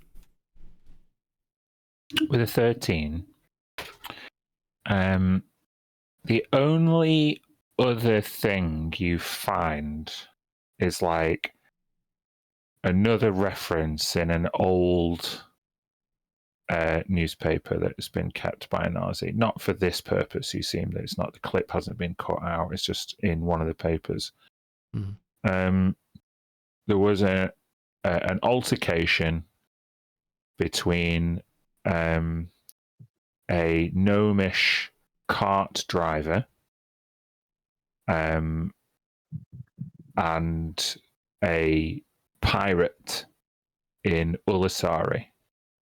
The gnomish cart driver was exporting some stone from seemingly that had been excavated from the archaeological dig site, and there's some dispute about payment between the truck driver and the pirate. Mm-hmm. Unfortunately, there's no specific reference to to the dig site itself. Mm-hmm. Now, the mirror of the past works. It does say clearly a specific object, and there might be specific objects that one might find at an archaeological dig site, but I would not regard an archaeological dig site as a specific object. Yeah. I think there's just and not thus, enough. Yeah, you don't feel like there's enough to go off yet. Yeah, maybe we should just keep in mind that if we manage to find something from the site, that could really work for us. All right, let's move the attention to Gilchrist. I'm going to specifically think about Gilchrist since I have seen him recently. But Redwood did meet him before. Yeah. Yeah. So I think about like specifically like what was different about him, like if he looked Or kind did of... she actually? Smoke was in Last Hollow, wasn't he? Hollow. Yeah, that was And smoke. So maybe and even that's better where you then. killed him. So Yeah, so maybe even better. I only have a knowledge of him in this In body. in this form. body. Yeah, okay. let's try.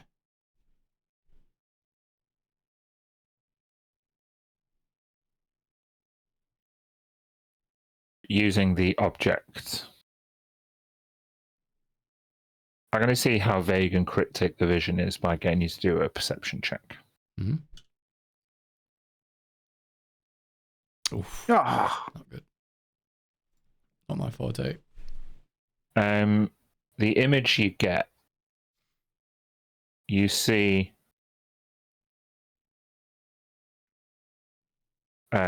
Gilchrist kind of looking over his shoulder towards a lit entrance to a tunnel. And he squints his eyes and turns away from the entrance. And in manacles, he proceeds further down into the darkness.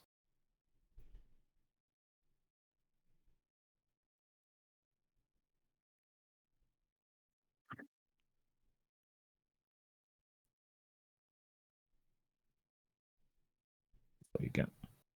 So he was looking back at like where he just came in. Yeah, it seemed as it he was either following some orders or who knows, just trudging away from the light and towards the dark. Yeah, just relay it. I would have been saying it as I was seeing it. I would have been describing what I was seeing.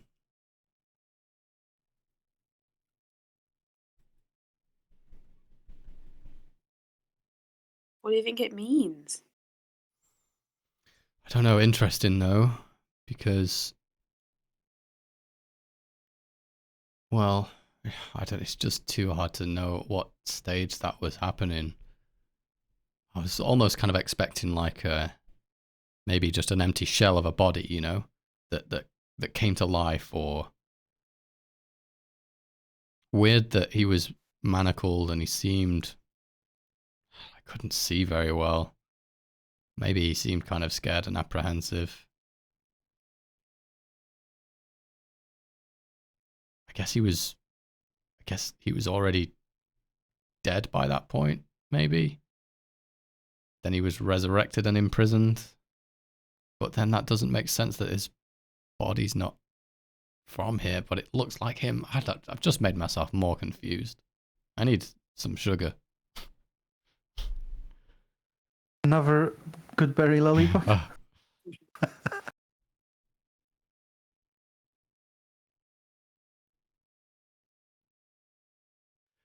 Well, we can always try again another time.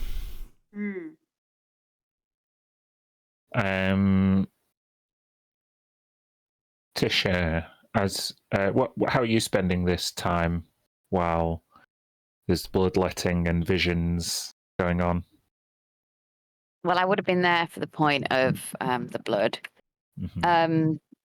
I guess if Freddy's like taking the whole day, let's go scour some books. Let's go and do some research, see what books she was reading or what she has available to her, see if there's anything that could be useful for this.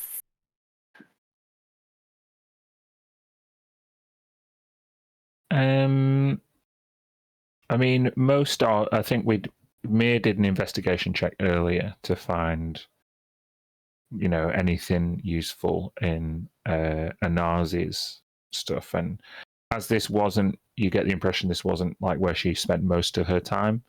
Then in terms of clues or things that would be super helpful, there's not much more around here in Anarzi's belongings. I'm not going to make you roll because I don't think there's anything really for you to find. As you contemplate looking around and you're trying to see if there is anything useful, just make a perception check yourself for me.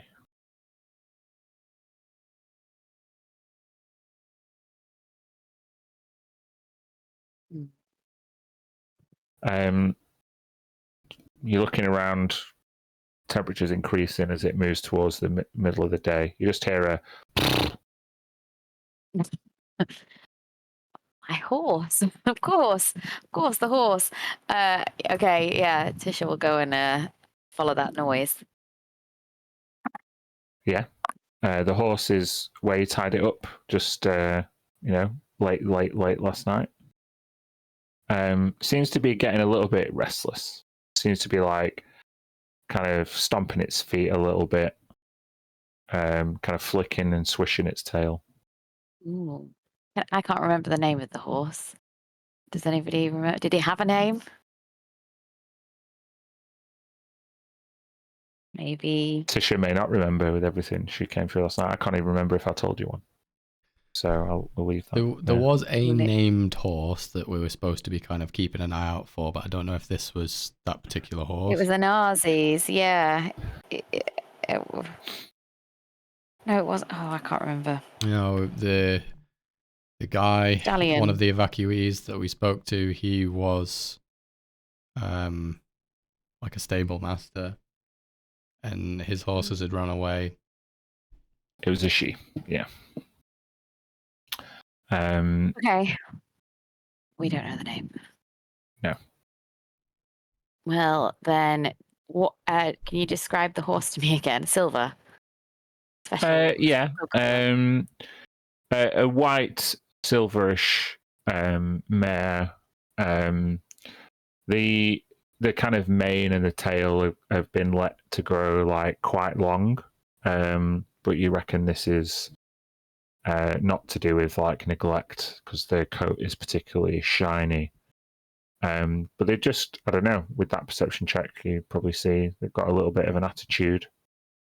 Okay, well, Stormfoot. Stormfoot. There you go. Excellent. Okay. Well, what she will do is go over and sort of pet the nose, and then in Tisha's way, because she's got plaits and white blonde hair, she's going to start plaiting the mane, and then saying, "Hey, what's up? What's gotten you into such a state?" You could make an animal handling check if you wish.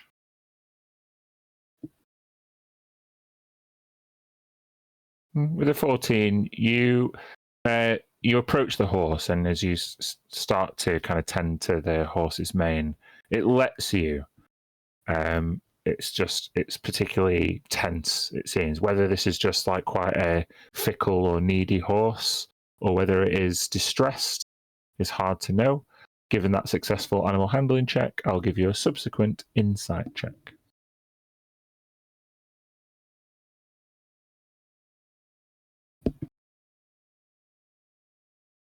Yeah, with a 13, this horse is it seems worried, and given the stable outside has room enough for 4 horses, it seems as though it's just a little bit spooked. It's not in the stable. Okay, so she puts her head against the horse's nose, as in to say, "I got you." And then Tisha's gonna quietly stealth towards the stable. No, it's in the stable. It's just that she's in there. Oh, there are other spaces in the stable. well, I'm gonna go and have a look at those spaces. Oh, it's clear there's equipment enough for at least 3 more horses. The footprints, the hoof prints are still soft. Some of the barding equipment that is used to secure the horses to the stable seems to have been broken, ripped off. Whether the battle with the Marilis on the outside of this house just the night before, whether the stable was damaged or the horses were so scared that they managed to free themselves of their binding. It seems as though the horse is still frightened from what happened just yesterday. Ooh, okay. So she goes back over to the horse and tries to soothe, and then says something like, "I don't even know if you can tell what I'm saying, but do you miss your friends?" The horse blinks and flicks its hair. Doesn't speak Elvish. It's a horse, Lucy. Sometimes there might be magical horses, okay? True. Well, what?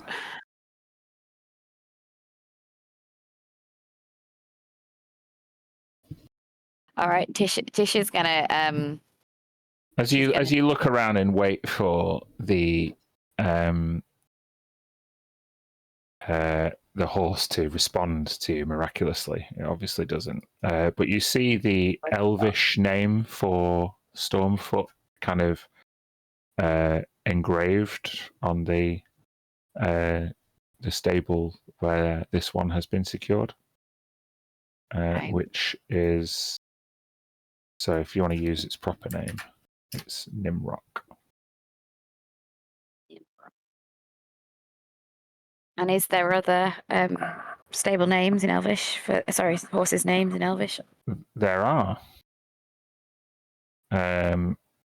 You have the next one along, which is Torsolen.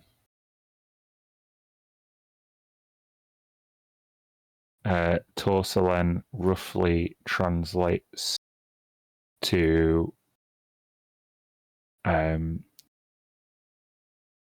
it's like literally means like green forest, but a Torsolen is something in Elvish which kind of lithely navigates difficult areas. You have another one called Aldalome. Aldalome. She speaks Elvish, obviously, she's an elf. So this one means tree twilight, which is a name you might give to like a stoic horse. Or you might mean it's literally like it's a dark horse with a black color, maybe. And the last is Lugathol,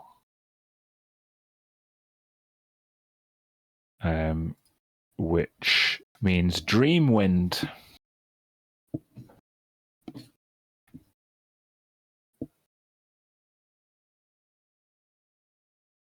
I think the elves would take the naming of their horses quite seriously. What could Dreamwind mean? Your interpretation of Elvish might be just mean like a really fast horse, like the wind part, or the dream might mean they've got like a more gentle or kind of mysterious disposition.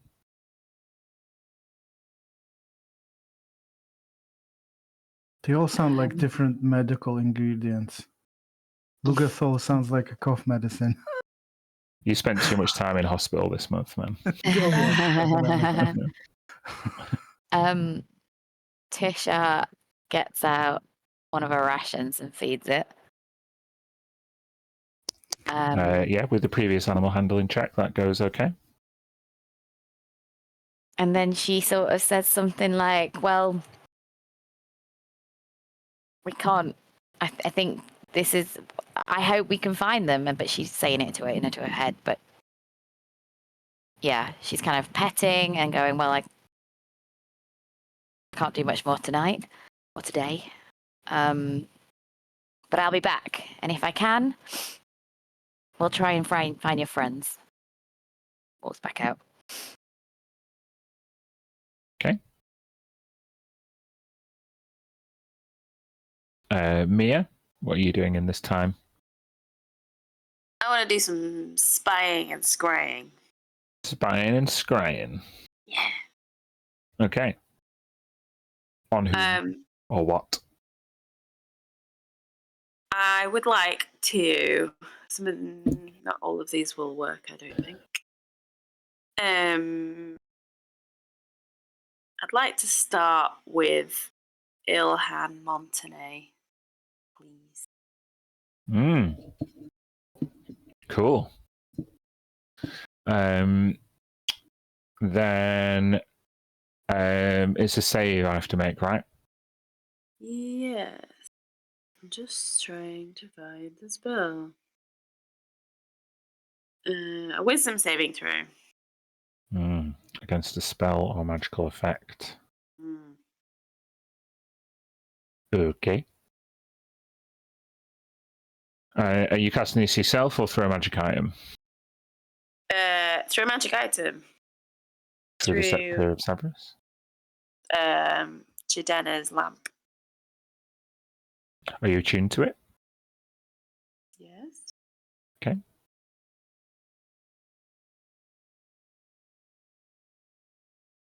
What's the DC? 20.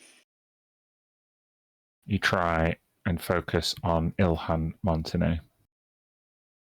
And his whereabouts are blocked from you.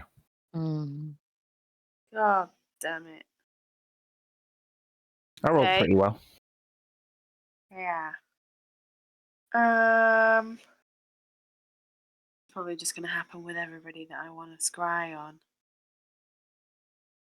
Who else is juicy? That won't just be hanging out there. Maybe if we have one of the names of one of those gnomes that took part in the excavation. It's just like a random thought, but I wonder if being able to find a person like that might be useful because they might be able to tell us like what they've seen and stuff.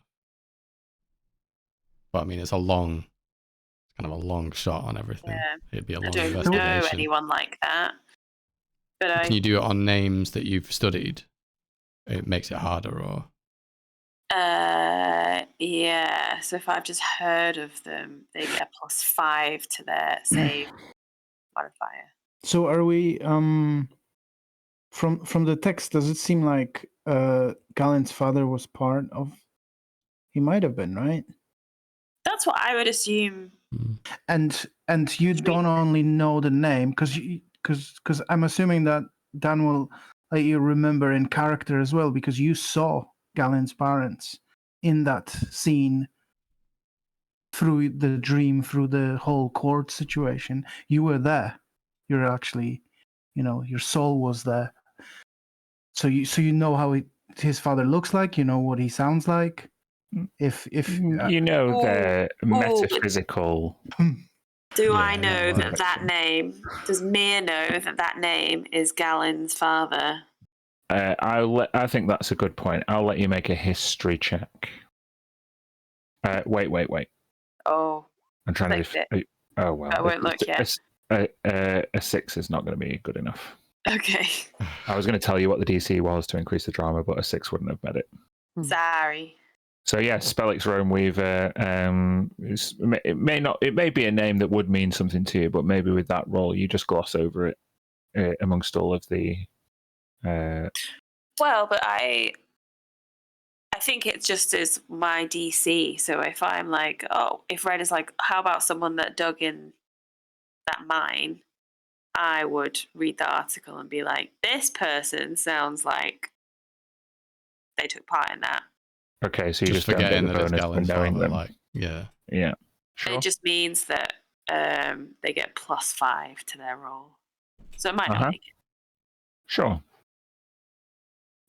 So you're trying to focus on Spellix Rome Weaver as inferred from the article, somebody who mined in the Jade Basin. Yeah, man. And you are scrying on them now. Yes. Okay. Tricky question, no? You never know.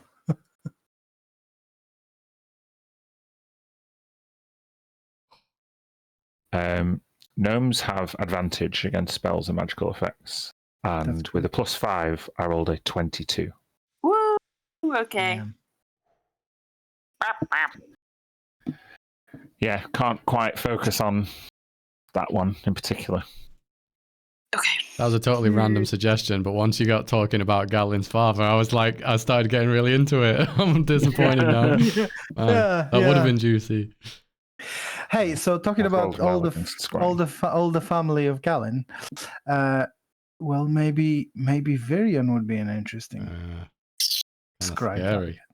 One of the Yeah. Hololarnas. Yeah, the wish boy. We call him the wish boy. Hololanas. I like this. That's probably something you could have done the morning after he disappeared 2 years ago. And now it's like, oh, let's try and scry on that guy. Yeah, like a where is he now kind of thing. What did he do with his wish? Mm-hmm. I mean, after whatever happened. Mm-hmm. I'm just trying to see if there is a limit on how much I can use this. It should consume charges of the item. There are no charges to be Damn. consumed. This is all it says.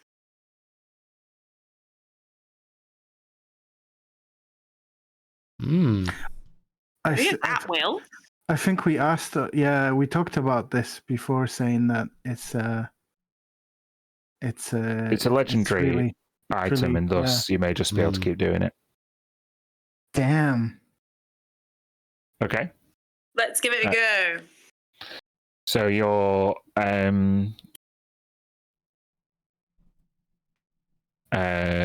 trying to focus on Virion Hololana. Yes, who I have met. You have met. It's not someone you know well, but you have met them. Yeah, so he gets a 0 Mm-hmm. to his. And it's a DC 20. 20. We don't have anything of his, do we? I Thanks. don't think so. So you're looking into the lantern for a vision of Virion.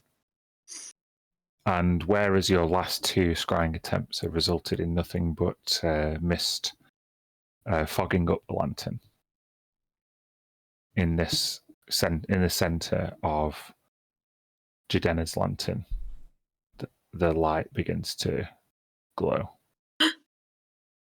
And the 4 panels of the lantern begin to shine brightly, as if portraying a mirror.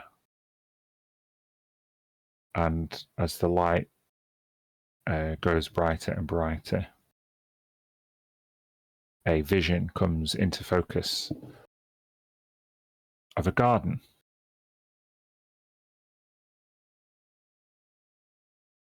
The garden is in some extremely well-kept grounds. I'm going to give you a perception check to see how detailed this picture is.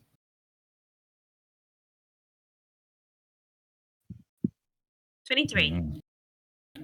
With a 23, you see the domes of a large elven establishment that seem to match what you've heard of the Vade Meccan to be. These big white buildings with domed roofs and tall towers. A campus, if you will, within which this garden resides. You see 2 elves. One of them dressed in a kind of green and gold uniform, like a sash made of silk that is just draped gently over a picnic blanket. It seems to be woven of pure silk. Bougie.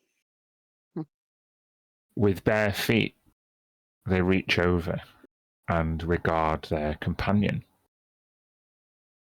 a bookish woman in a bodice, wearing a delicate mithril necklace.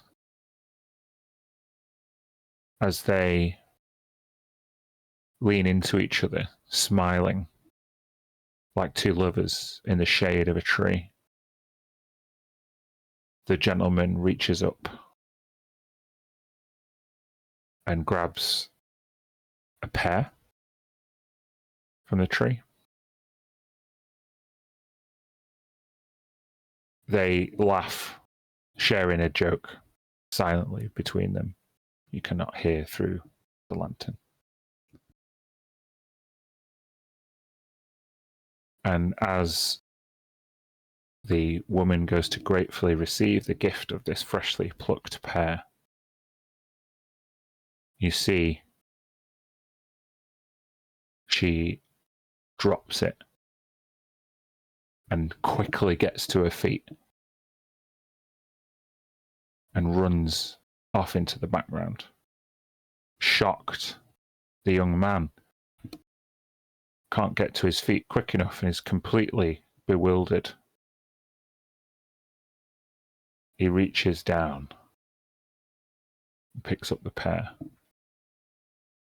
that seems to run with blood. Ooh. The spell says I can hear. Oh, then you just hear all you heard is a scream. Yeah. And I also have true sight if there's anything else flopping around in the background.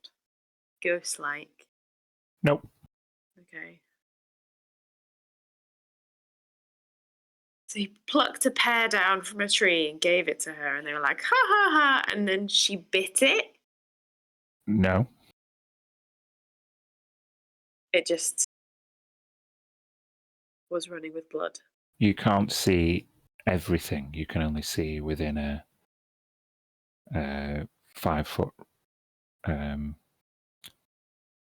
It says you have true sight within 120 feet centered on the spell's sensor. So you could see through illusions, but it's still like a you're kind of just in an area. You don't see all perspectives from all angles. You're viewing it from one sensor, if you like. Sure. So you saw the girl run off. You saw the boy pick up the pear. With a 23 perception, you're quite confident that neither of those people was Virion. Oh. That's so weird. How far away from my perspective, or the perspective in the lantern, are those people? Oh, they were lying against the tree, and they were really close. It was as if you were snuggling up next to them, sharing the joke, and you were very close indeed. Could Virion be the pair? Pair of what? Well. So it's like the spell has gone weird. Like he's changed his appearance, I guess. Oh, there was something, someone said something or saw something, or maybe it was in a separate bit of storyline we were doing, but there was something about Virion being like turned into a fucking tree and then being kept in the Vade Mecum. I'm sure I'm not making that up, yeah. right? You remember, right? Like, You're not making this up. Oh my god. I don't remember any of it. Fucking tree?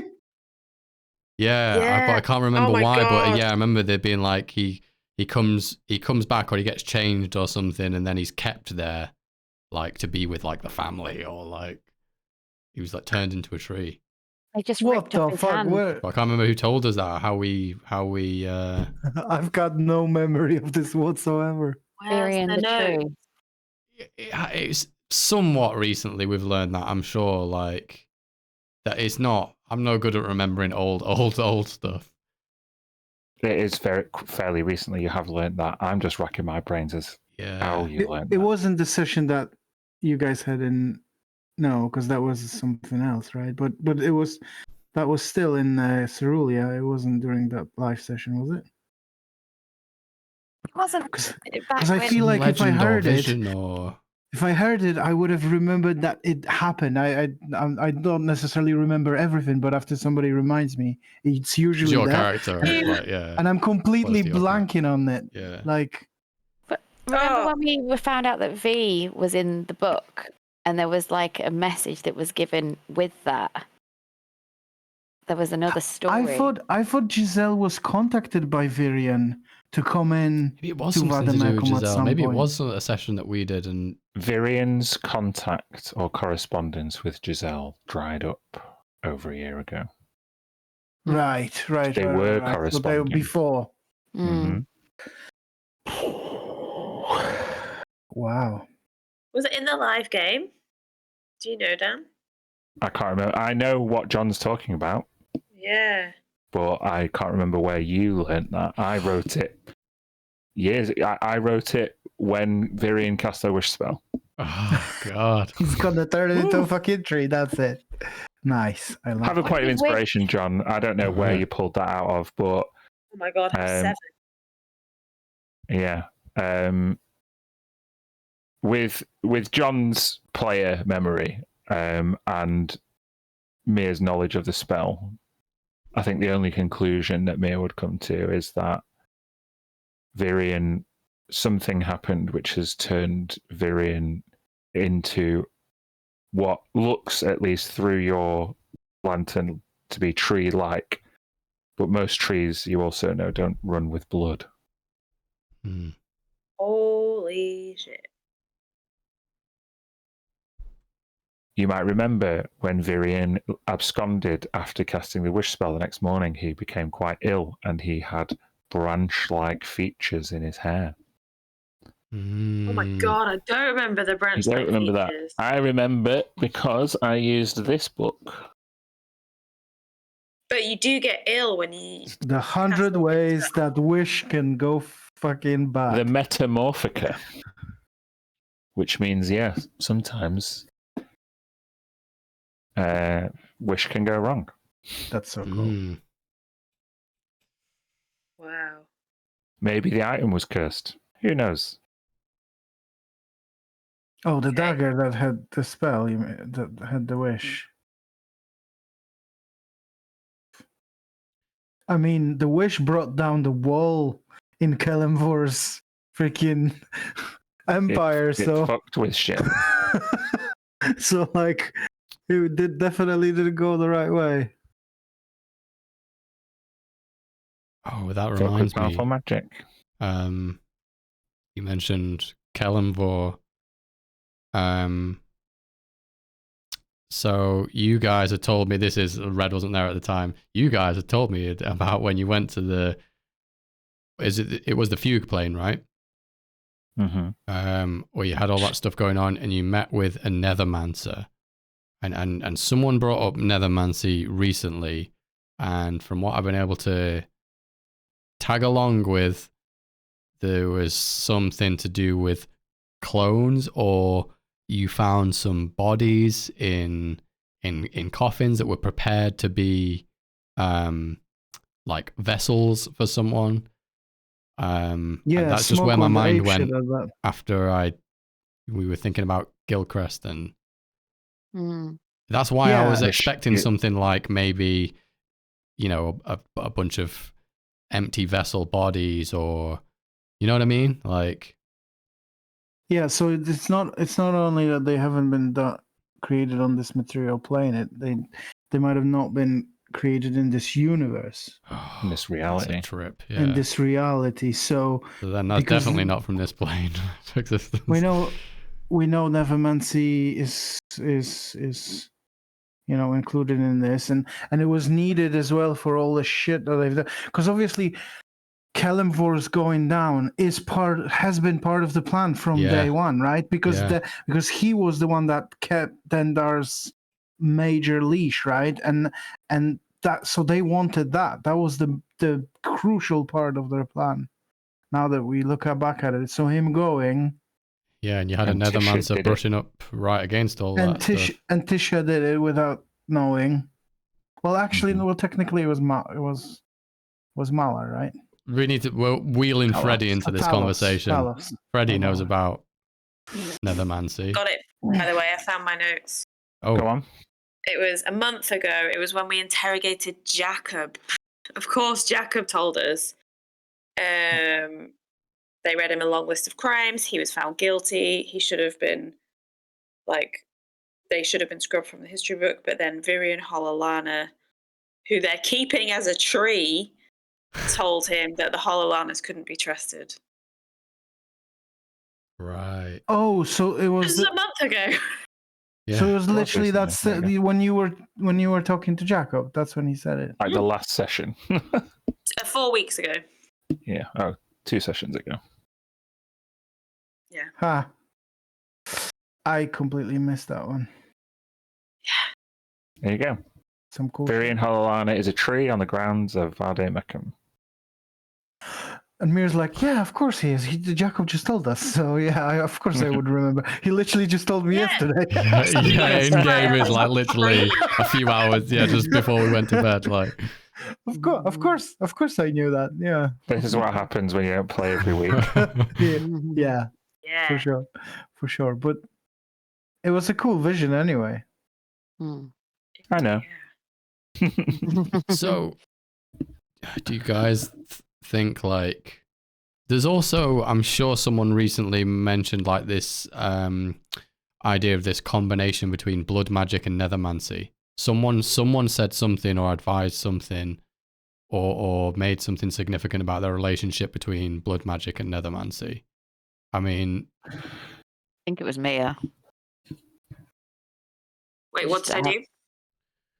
I feel like you talked about nethermancy recently. Yeah, there was. This may be more just like now I'm building up ideas in my head, but I feel like someone mentioned. The blood magic and nethermancy combination was the glyph placed on Tisha's chest when Freddy absconded with her from Vudra. That glyph is what killed her. Okay, so Which is why she needed to be resurrected. right. So then we know that even Those glyphs might be similar. Is what? Sorry. Those glyphs that they have might be something similar, right? Well, Because yeah, even more. That's like even more the source, right? That's on Vudra. Like if it's one thing if someone here is experimenting because they've met a nethermancer that's from around these parts or whatever, but if they're in Vudra and they're practicing nethermancy, then either they have learned about that school of magic themselves, or maybe even had some part in developing it, or they have like a defector or someone involved with their cause, or captured someone that I never liked that Sashan. What was it? Vashan. Yeah, never liked him. He's the collaborator. The iron flask.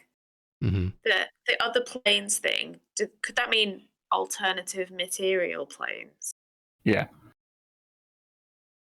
Is that what we've already got at? Yeah, I mean, if not from this plane, even if it was, I would kind of think of it like even if it was a material plane, but from another dimension. That like it's not this plane. You know what I mean? Like that counts. Yeah, another material plane counts. Yeah. So it's not that they're like necessarily building an army of Gilcrest, but they could be poaching them from somewhere else. No, not Gilcrests. No, That's I think all kinds of different people. Yeah, like.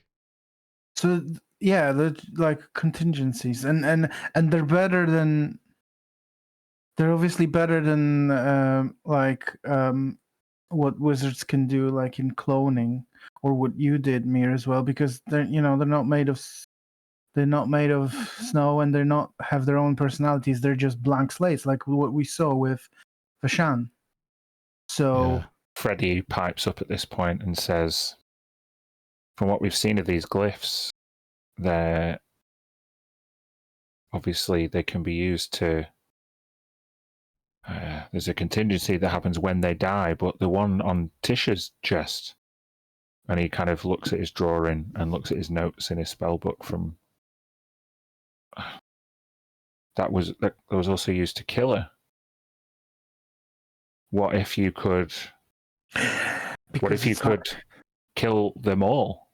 What if everybody with a glyph, if we found a way who was controlling them, who made them, who had this power, we might be able to destroy everyone with a glyph. Because whoever put this glyph on it clearly has two it's ultimate control, right? It's life and death on a glyph, on a person. You decide with a click of the finger whether they live or die again. That power makes sense. It's Freddy smart, so he's helping you out a bit. Nice. At that point, Freddy would go over to you, Tisha, and ask you, because I'm not sure he would know at this point. Is it still there? I imagine a scar is there, right? Do you go over to the mirror to check? Yeah. Dramatically.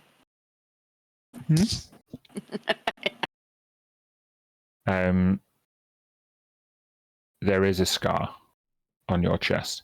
It doesn't look fresh like Gilchrest's or Jacob's. And it certainly isn't giving off any magical energy currently. But as Freddy steps behind you to look forward into the mirror, the worrying familiarity of these scars he kind of brushes your hair to the side, and he sees the one on the back of your neck as well.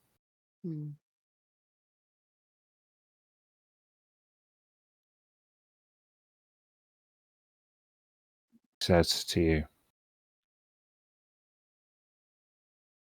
neither of these scars were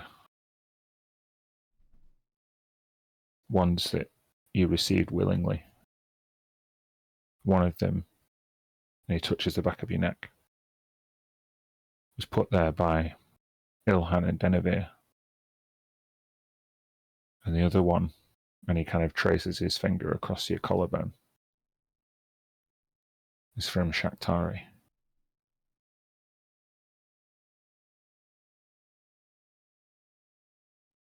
Tisha, I have to think we have to prepare for the possibility that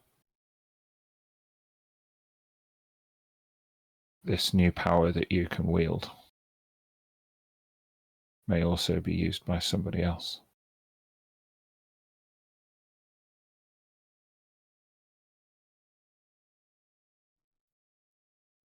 Yeah. I don't think that would faze her right now. I think she's probably been thinking that if she'd seen it before or just what she's been through. As your confidence and resolution seems to only spook Freddy further, and he grabs both your shoulders and flips you around. Like, I'm not going to kill you if it all goes wrong. I can't do that. I mean, I think Tisha in her head is really getting this sense that she was born to die. I just think she's lived it and she's going again. But she wouldn't say that to Freddy. She'd probably just lean in head to head and say, but if you don't, or somebody doesn't, then everything dies. Given that you are holding something back, like you just told me, I want you to make a deception check. Ooh.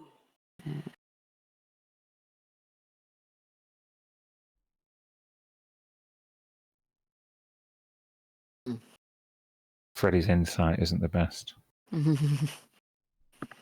So he says, I sound so selfish. I'm worried about my wife. When actually, even if we both live, once Dendar shows up, there might not be anywhere we could stay. We need to do this. I'm sorry, I need to get back to this poison. Mm-hmm. Got to do what you got to do. And he puts your shirt back with some tongs from the alchemy tools. And then goes back over to his desk. she shakes her head. She's like, what the hell? He's a nerd. He's a nerd. Yeah. Okay. Any more scrying or spying that needs done? No. I mean, loads, but I'll give it a rest. It's up to you. We can expedite and fast forward to the evening if you wish. Unless Sure. there's anything anyone else would like to do. Nope. Okay. Then Freddy has made 4 vials of a poison he calls Shakhtari's Kiss. Which, given that there's 4, you can all add 1 to your inventory if you wish. Red, you take 2. Oh, you can't. Too much of a pacifist. Yeah, no, that's not something I would go with. I was happy to help create it because it might save your life. But as far as using it, yeah, no.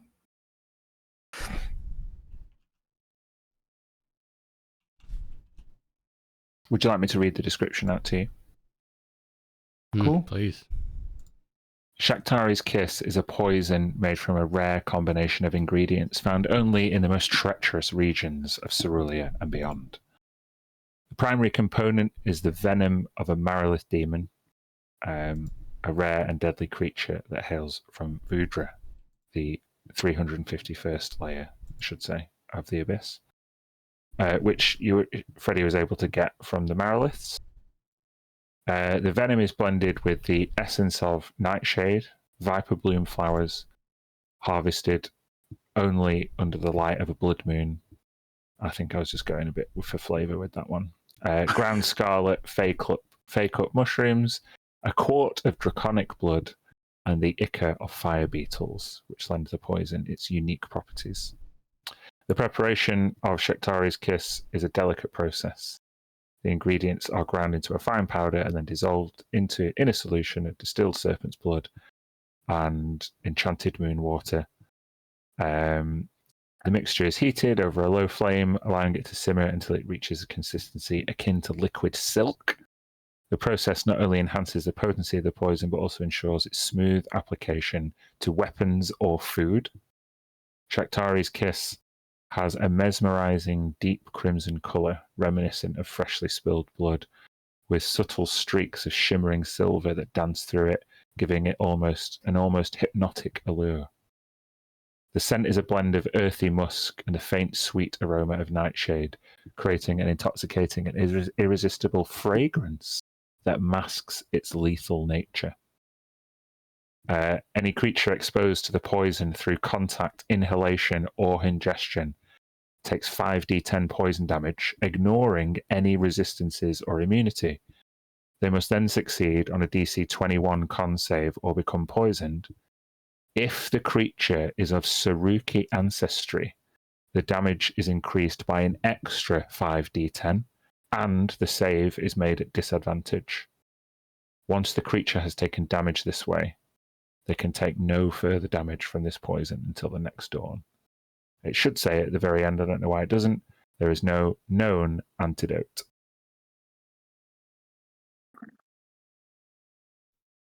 Ooh, I need to just quite potent.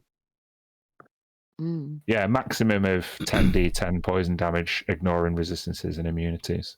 Yeah, and the poison on top of it as well. Yeah. Poison Condition, effect. yeah. It's good. We don't know yet whether this could actually harm Tisha, right? We do No. not. She is. Yeah, it says ancestry, but how far removed? Or... Tisha is much closer to Saruk than any other elf, though, right? I think so now. Like all this ancestry stuff. Yeah, you turned into a Marilith earlier, so Yeah. Yeah. It's So getting if I worse. wield it, do I get it back? Is what I'm thinking. Hmm. But I'll keep it for So- now.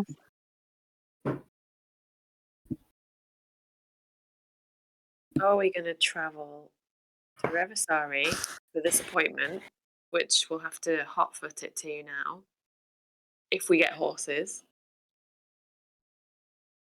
or send Rena and we go to Ulisari quickly? Maybe that's more sensible. Well, I don't know. The 3 other horses could be spooked and nearby. Potentially, that's a very long shot. But it might be worth having a look. Yeah, I mean, I guess the question is, what do we think in Revisari could help us with the main goal? Just this lead left by Anazi. Yeah, And we it's know it was linked important to her. We don't really know why. No. But We don't know it if does it's seem linked important to some degree. It seems silly to me to leave it in the dust. So I think if we don't go, then we should send Rena for us. That sounds like a pretty good idea. I wonder if we did send Rena, is there any way that we could teleport there with her help? Like, does she know of any teleportation runes in Revisari? Or if she were able to go and see some, could you scry them? I mean, that's a pretty, no, that's a wire thin chance, but on Scry on what? on Rena, if we send her there so that we can see what's going on, or if there's any means that we can teleport there if we do need to get there. Because we can scry and we can talk to Rena. Mm-hmm. Yeah, either way, anyway, even if we can't get there. Yeah, I don't know. I mean, there was something I wanted to ask, because obviously we are bound by time, right? And we want to be able to get to the library as quick as possible. And Ulisari is the closest that I can get us. But there was something you mentioned, and I wanted to ask you about that here. How long can you look through the lantern at the thing? About 10 minutes. About 10 minutes. Mm-hmm. And in that time you can just observe all the details of, and is that clear? Yeah. Okay. And how big would you say the tree that you scried on was? DM. it was very big, like as in because you have to be within 5 feet, like generally with the scry spell. 10. It was taller than that. Like you only saw really the main. You saw some low hanging fruit, and you saw the main trunk, but you obviously didn't see the whole tree.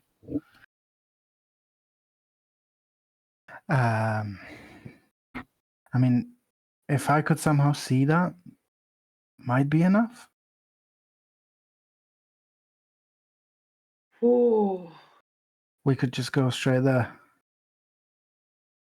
Though you did say the tree bled. Open up a hole in Virion the tree and just rock up to Vademecum, like Already lost an covered in eyeball. blood. I love that. If he bleeds What if when you I- pick a pear off, imagine what happens when you split him open and then come running out a whole It's adventuring not- party. It's not really splitting it open. It's, the trees that I use aren't hurt. The thing closes and they're back to exactly as they were before. So it's Also, not- the trees are objects. and Tr- Viri and Mir I would guess- know is a creature. I guess that Yeah. might. Yeah. So Mir just goes like, nah, no. Like you No, might just think an that idea. Tilly is opposed to violence. Ripping, like coming through somebody might be quite violent if you knew that they were a Yeah. creature. That's But The idea just Just a tickled funny me idea. so much. I Yeah, yeah. wanted to make- No, it's a good idea. I mean, I'm not saying it's impossible either, but No, I don't know. Yeah, I don't know anything else there. Yeah, I mean, Usually I have to be, if we just rock up somewhere, there's just so much risk, right? Like, if we just kind of we randomly pop out somewhere that's heavily guarded, then we're screwed. Can we ask Rena what she knows about Ulisari? you certainly can.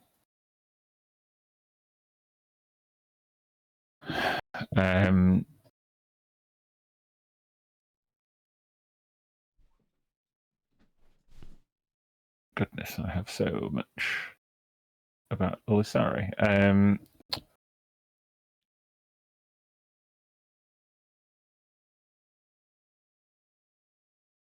She says, yeah, I've been to Ulisari plenty of times.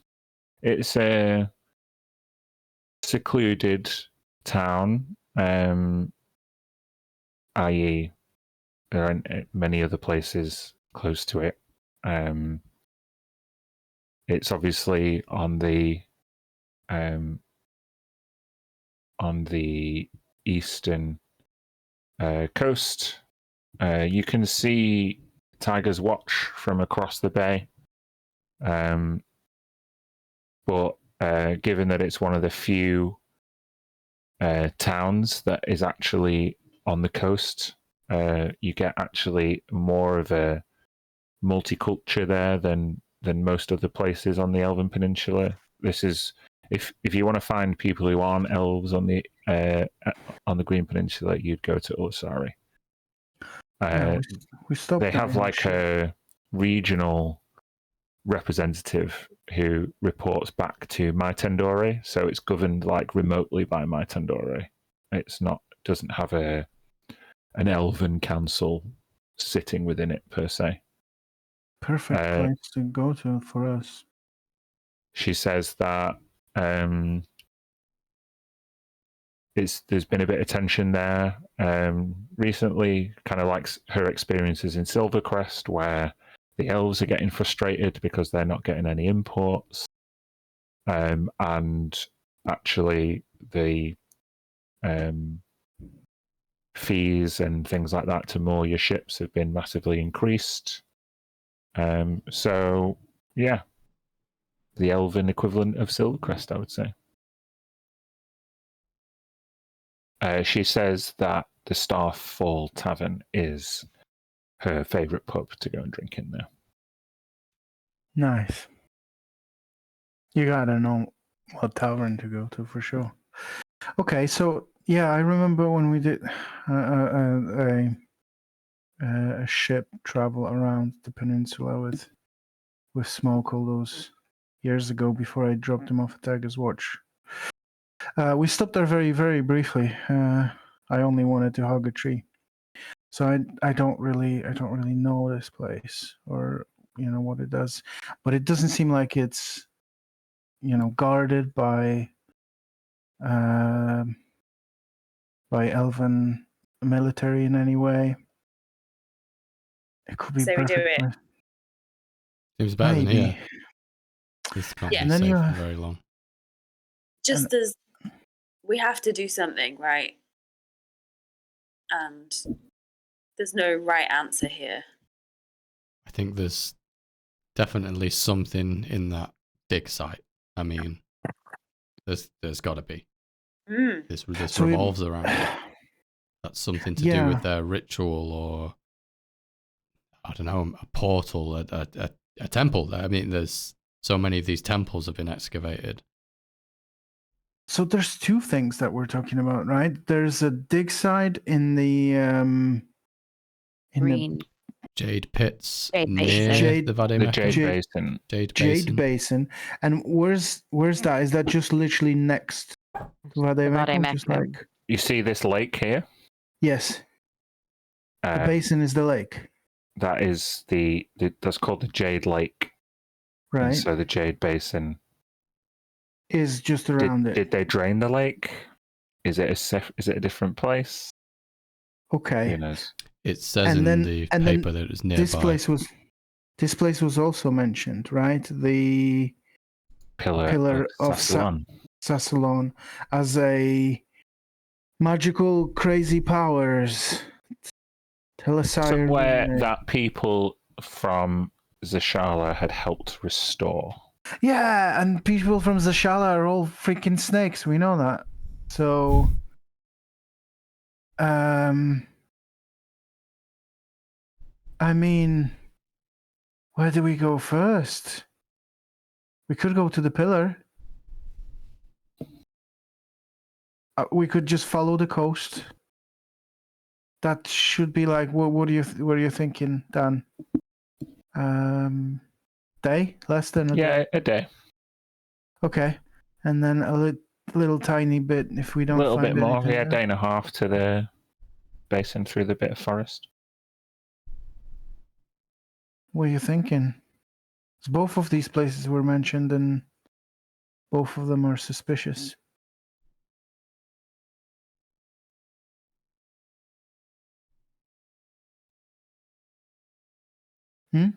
Yeah? No? I think there's a lot to find, and Or we just hoof it.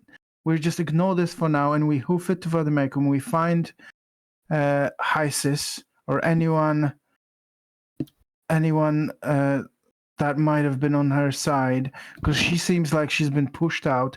She might be dead, but if not, she would be invaluable only thing source is, how of do knowledge we... before we hit the other places.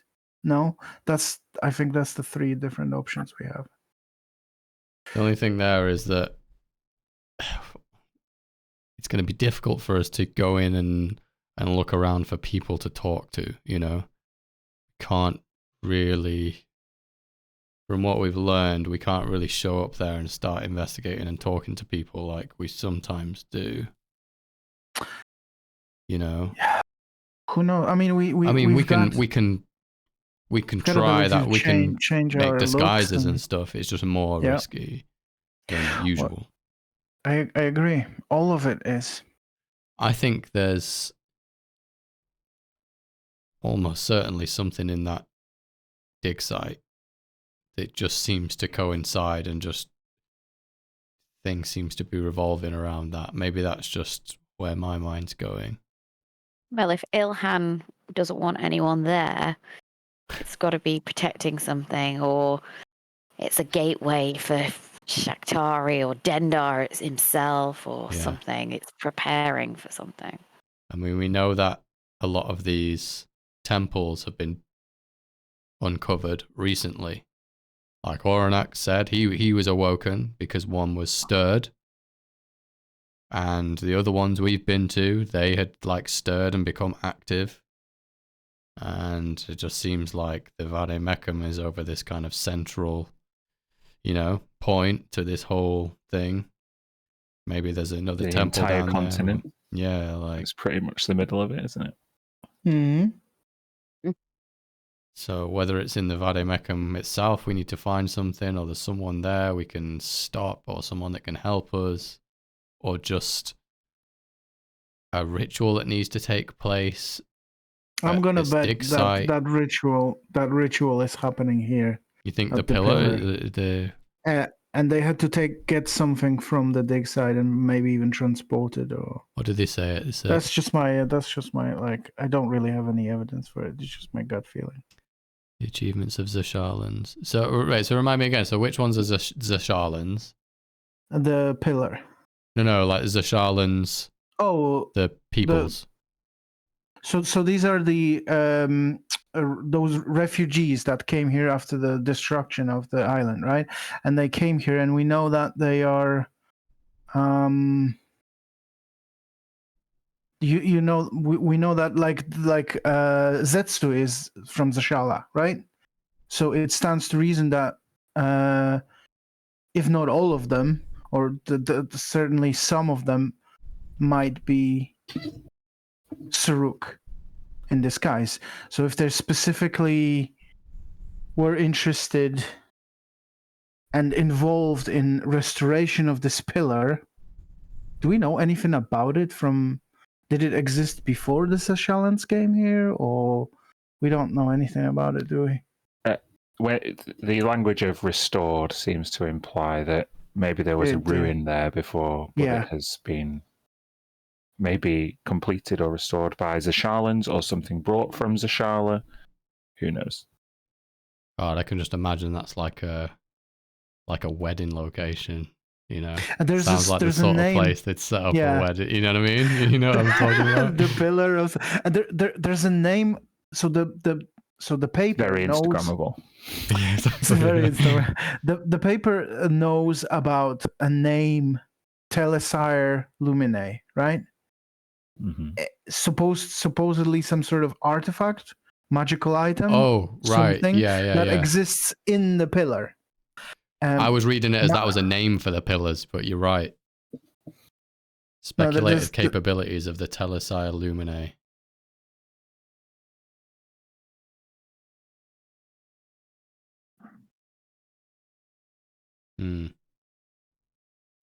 And the local officials are preferring to draw attention to the achievement, without whom the pillar would not have been restored. I think that pillar is a big, big thing in it. I mean, maybe we can... we get to Ulisari and we get closer. We scope it from maybe we can afar? Yeah.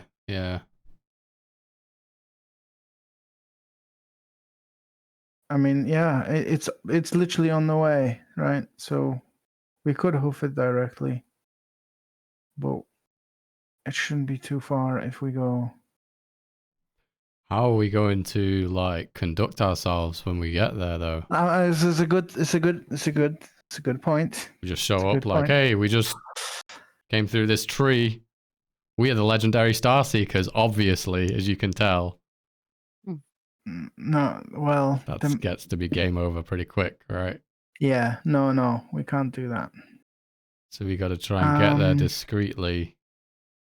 Maybe the best time to get there is actually at night, because we're coming up to the evening now. You know, it's dark. It'll be easier to conceal our appearance. It'll be less busy. We might be able to just make our way into a tavern under a guise. Set up there and then listen out for rumors. I don't know. Yeah, I like that. I think we should ask around. I think we should try and find people to talk to, not necessarily elves or whatever maybe. Like he said, Ulisari is pretty cosmopolitan, so shouldn't be too. Rena says, and you want me to hoof it with Stormfoot to Revasari while you guys go to Ulisari? Well, you're not wanted, so you don't have to worry about too much. That's fine. I just if I'm going to go, I need to get started. I mean, if anything, it makes sense that even without our involvement, that you would go there because the tragedy that's you're taking care of. You take care of you know. You saw in her diary that she had an urgent meeting, and yeah, I'm sure Anazi wouldn't want to keep whoever this must be waiting. And if you guys need an update, you can, use your magics or whatever. Fine. Be careful though, won't you? She shrugs. At least that scholar won't be slowing me down. And she puts her longsword into a hilt, puts a long sleeve jacket on with a high collar, some riding gloves, and then kind of hops down the stairs before whistling towards Stormfoot. Before, as she kind of rounds the horse around the entrance to the bastion. I just wanted to say thanks. If we are going to see the end of the world, then I'm glad I'm not seeing it from a prison in Silvercrest. That's thanks to you guys. Yeah. And We'll she save you any day. she kicks the horse with her heels, and it runs off gracefully. And with a few seconds, she's accelerated into a sprint, and a few seconds later, she's out of sight. Cool. Tisha, do you have an amulet of proof against detection? No, I don't think so. I don't remember if you said that you had one, but I'd given one to Inazi, which I imagine we would recover. Mm-hmm. Obviously, this can't hide us all, but if there was anyone, then it might be useful for. It does if somebody require wanted to- attunement. If you want to wear it, then it's up to you. Okay. It's a good protection, but if it's not for all of us, No, it's not. But then it's, then it feels like it's either it's just a little additional for anyone that any of their anyone who's forces that knows prophesized to bring Tisha about and- the second coming of Dendar. like some of the people that we've encountered know that we're in Tisha's company, but not all of their forces know that. For example, everyone on Vudra, that is a very good they point. would Do know you have Tisha, any? but not the rest. Do you of us. have any slots, Tisha? Lucy. No, but I can take something off. I could take my robe of serpents off. And I could What's that do? You can helps with- conjure snakes. yeah. Or yeah. But I guess that could kind of give me away if I was wearing that anyway. So I could do that and then put that on. You're saying you're not the snake princess in your big snake book. Just like snakes coming off her. Just... Snakes? I don't know. It's talking about. In order to deattune and then attune, you need 2 hours. Have we got 2 hours? We want to stick around till. I guess I can be, given that you spent your whole day basically having a mooch around and playing with the horse. We can we can say that you were deattuned and attuned to the new thing.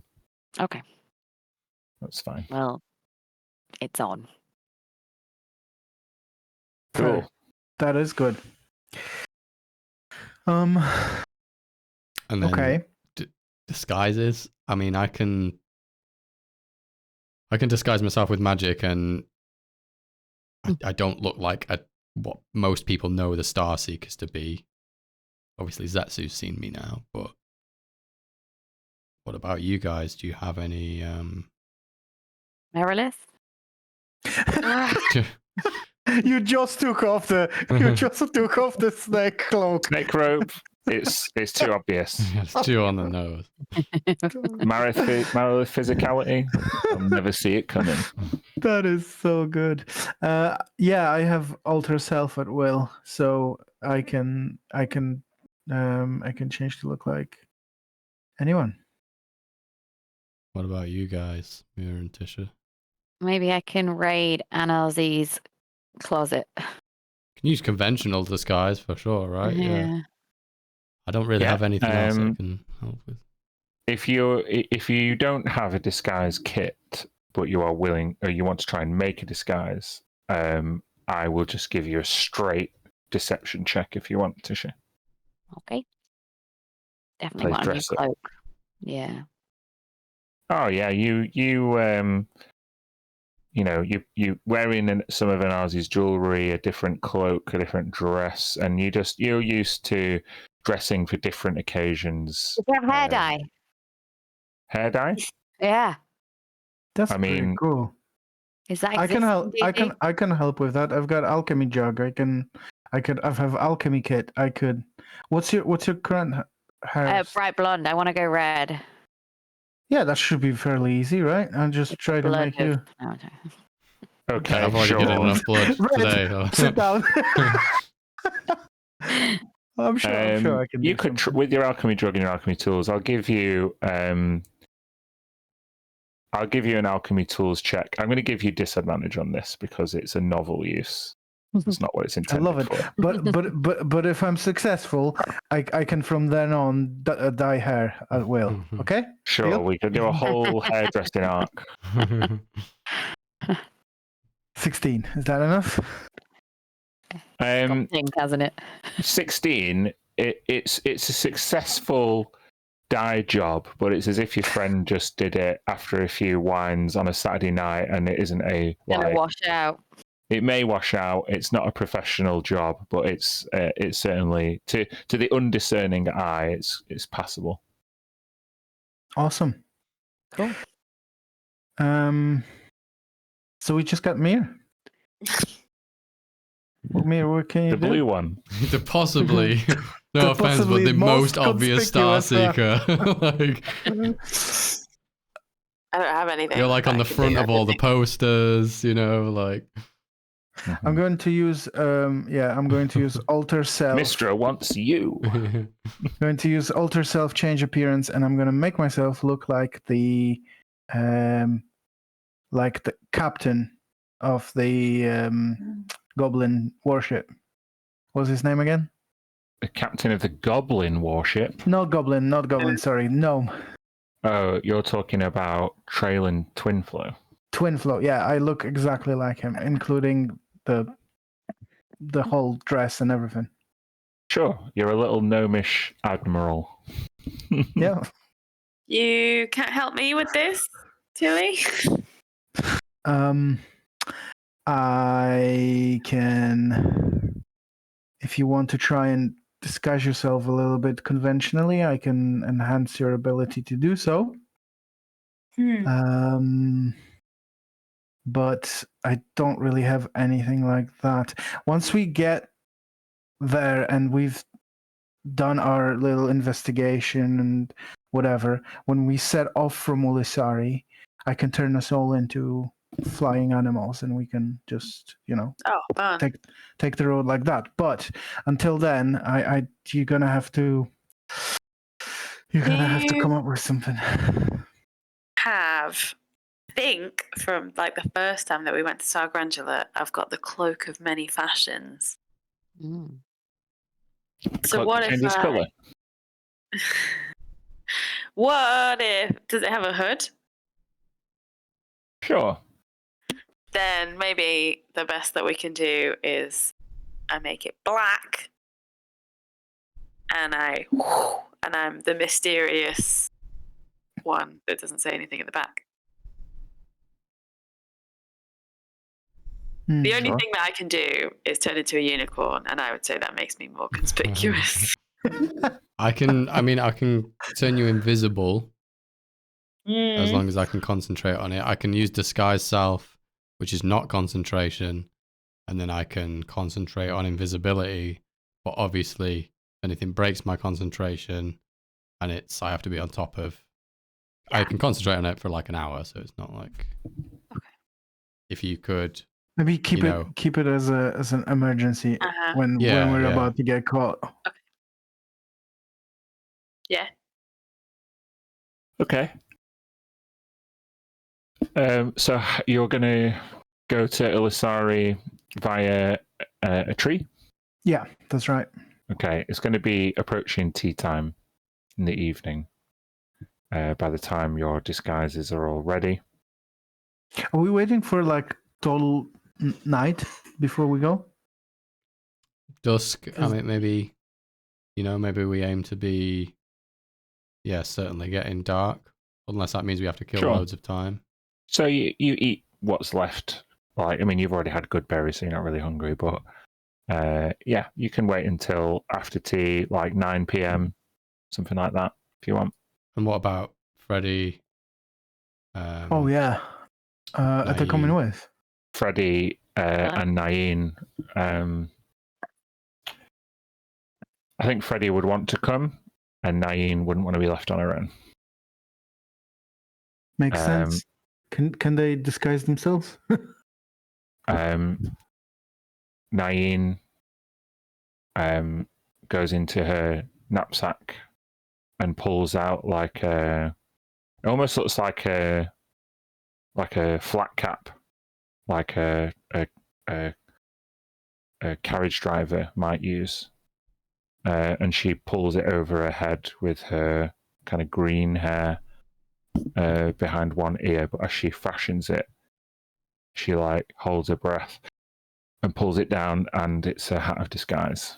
So she, as she then adjusts the hat, you see her hair turns blonde, and she looks like just like an elven like coach driver. Nothing. She doesn't look that different, but it's definitely not like green-haired princess.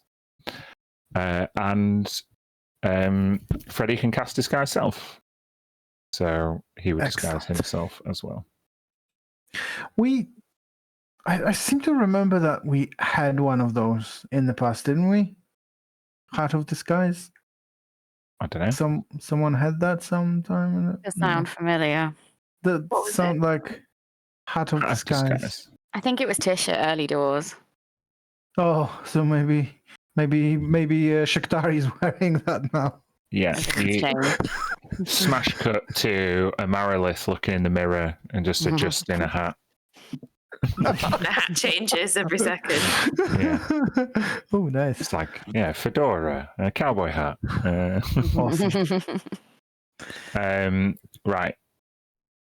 So you're going to go find a tree, and about evening time. Yeah. Before we go, I'm going to go to and speak with the tree that I have animated. Sprout. That's right. And I'm going to say to him, Sprout, you have been doing a great job. But thank you. You're welcome. You're absolutely amazing job. But turns out this place does not need a guardian anymore. So I would like you to do something for me, if you will. I would like you to go out there and explore and have fun and enjoy the world. Can you do that for me?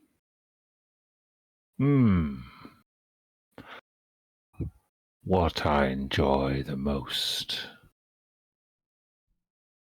is staying still, setting my roots down deep. I get this. And listening to the soil. Of course you do. I don't know what I was thinking. Movement is exhausting. Okay. I would like you for the remainder of the 30 days to do exactly what makes you happy.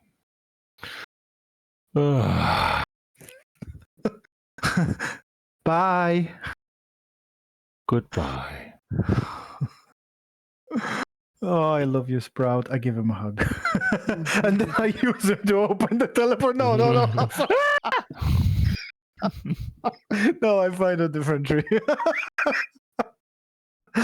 He waves as you step through one of his tree brethren. And you end up in Ulasari, and I'll take you there.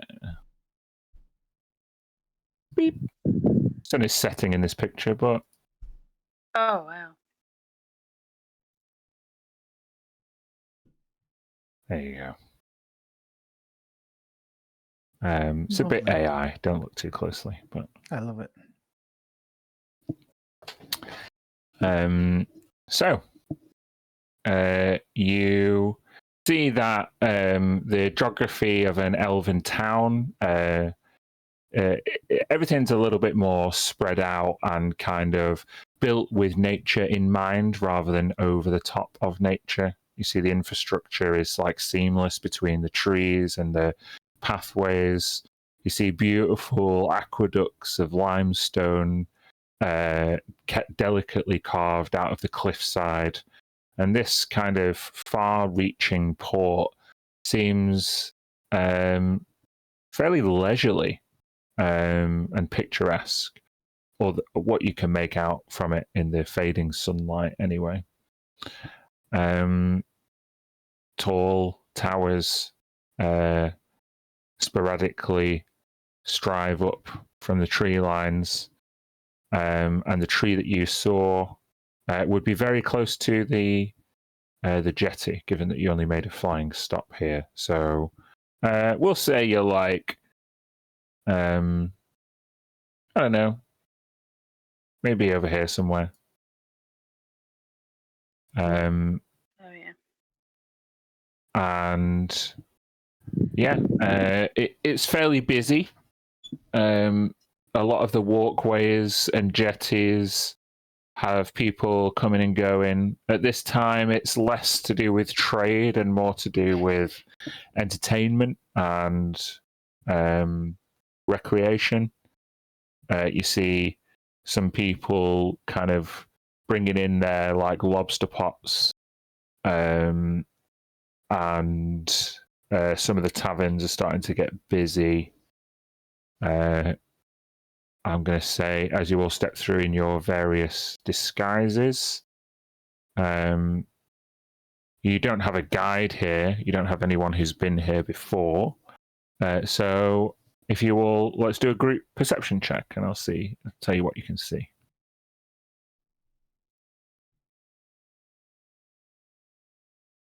Oh, I'm gonna re-roll that.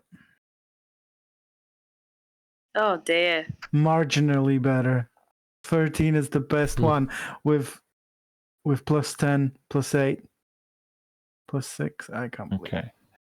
it. We are bad. You wander down to the waterside, and you see a sign in Elvish, which roughly translates to the harbour market. The harbour market is just full of kind of traders that are kind of shutting up shop for the night. You see by the harbour side an elf who is kind of almost surfing into port. They have like a long reed that's not really an oar of any great shape that seems to like navigate. They're on this really, really long, thin, almost like a piece of bamboo rather than any kind of vessel. And as he gently steps onto the sand, he slings some really fine kind of silvery netting over his shoulder. And as he takes the big long kind of oar, he like almost like magically collapses in on itself to become very, very small, and he kind of fastens it into his belt. And he sees you guys like step through this tree. Did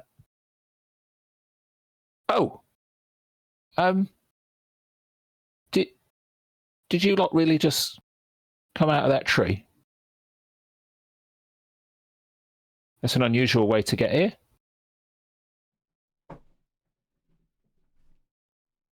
What are you talking about, guy? Try and gaslight him into thinking that he's tripping. Oh, it's been a long day, but your silence gives way to the fact that you aren't from around here.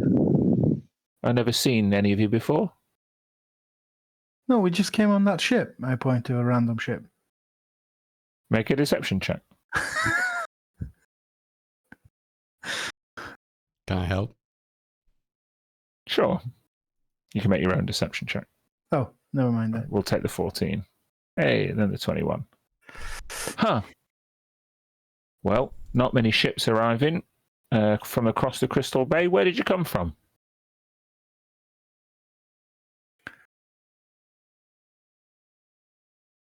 Crystal Spear.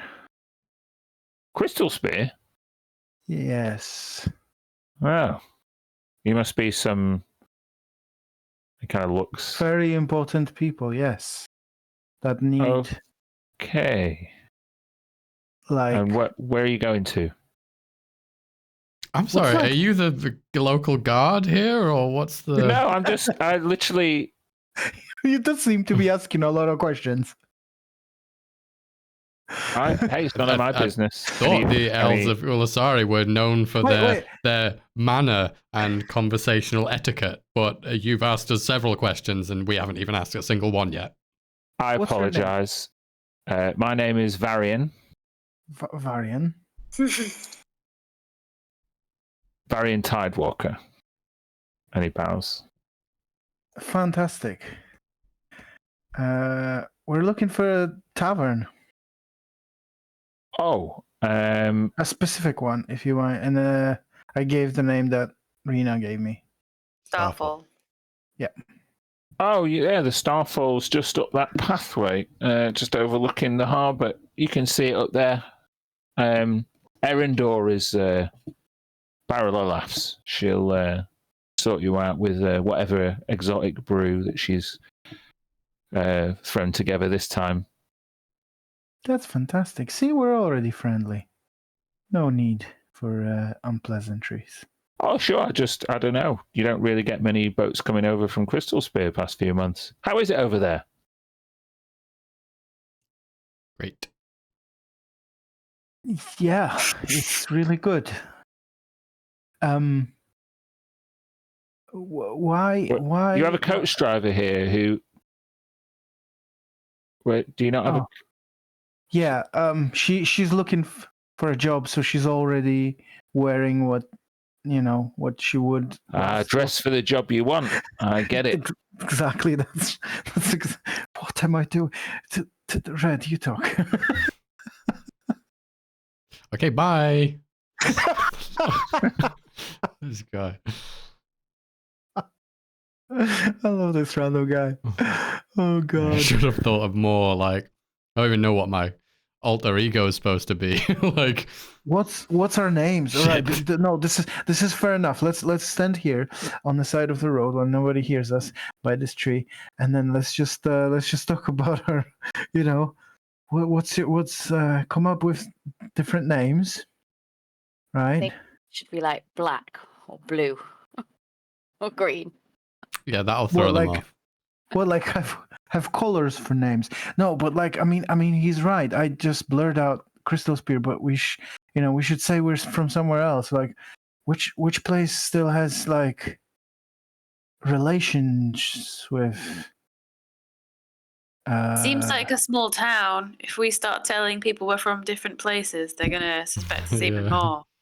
I think we have to stick with Crystal Spear. okay. Crystal Spear's all a right. big place, a lot of people. Yeah, Doesn't narrow it down so much. Different layers. Yeah. Just okay. And we're just gonna say like we're just how did we get here if there's no ships coming from there though? Like I don't Till know. you gotta improvise. I don't. You just saw how bad I was at that. You just. It was I'm really. the strong, really silent bad. one at the back. I can. That's fine. I can do that. I can. Nain looks at you all haplessly. It's like, you guys don't sneak into a lot of places, do you? No. No. Listen, just play it cool. You're from Crystal Spear. People ask you a question. Who wants to know? Yeah. Who wants to know? See, you're getting it. Okay. My fake name is gonna be Rosalind Matthews. Okay. So just call me Rosalind if you want anything from me. Aren't Like- you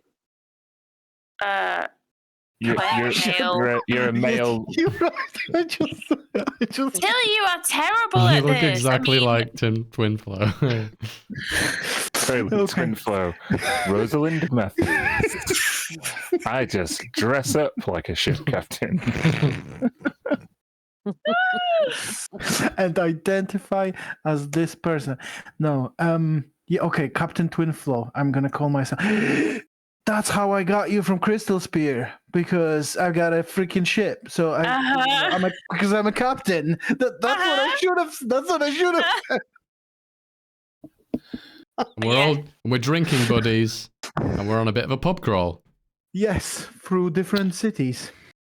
Nain then tilts her head. It's like, you might even say we're here to pick up some gnomish refugees that have all been just granted repatriation to Glimmerstone. Awesome. That's interesting because that aligns with current events. And like, Nain like rolls up the newspaper and puts it back in her bag. I used to be so much better at this. So with it. Why don't we plan things more? I feel like we should have been planning things. Oh my god, we spent an hour planning. No, let's go. This is fun. We've got it. I'm the captain, and we are on the pub crawl, and we're picking up some refugees also at the same time. What's doing the pub crawl? And once we start drinking, we can just act extra drunk. That's a good way of not continuing conversations. Right. And what we're going to be asking about is anything about the current situation. Anything that any rumors about the pillar or the basin or the dig or is that too suspicious? Should we not say that? Don't ask any specific questions, but we'll hear about rumors. We'll ask people to tell us about the town because we're on a pub crawl and we've never been here before. No, yeah, you know, that's true. Just don't mention any kind of weird things. If there's anything that's outstanding and weird that people think is weird and they want to talk about it, then they'll talk about it. Right. Okay. Be cool, Captain. What's my name? Teddy. What's your surname?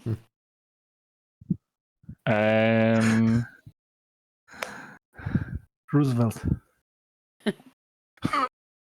That's interesting. Sure, I was going to go with I'm Eleanor. Teddy Roosevelt. We could be Teddy and Eleanor Roosevelt. Literally, that was my name. Great. That's it. Oh my god, this is so good. Boom. Okay. Great. Okay. The recap for this is gonna read magnificent. Oh, it's me. I've got to write more things down. Okay, you're heading up to the Starfall Tavern. Bear with me.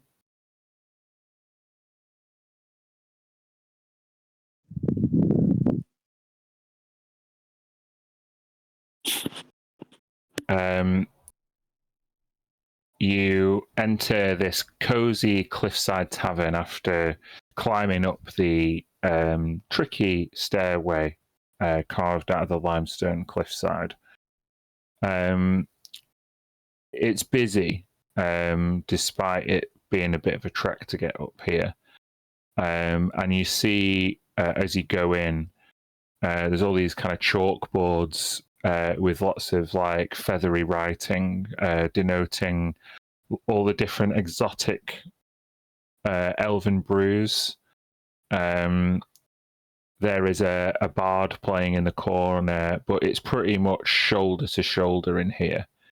I would say, Tilly, it's very difficult for you to even see what's going on, given your height.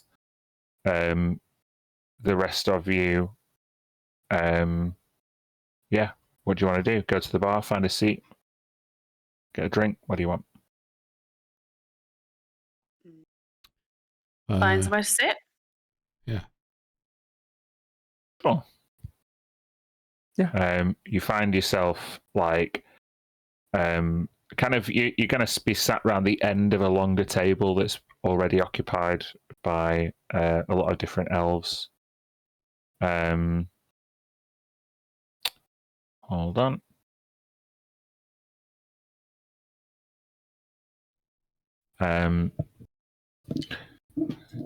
As you pull up a chair around the end of this table, the bard like stops playing, and they come over, and you realise that even though there is still one spare seat, this is where the bard had kind of like put all their stuff. He's like, oh, hello. It's gotten quite busy. It's fine. You're welcome to stay where you're sat as long as you don't mind keeping me company until my next performance. Sure. Very well.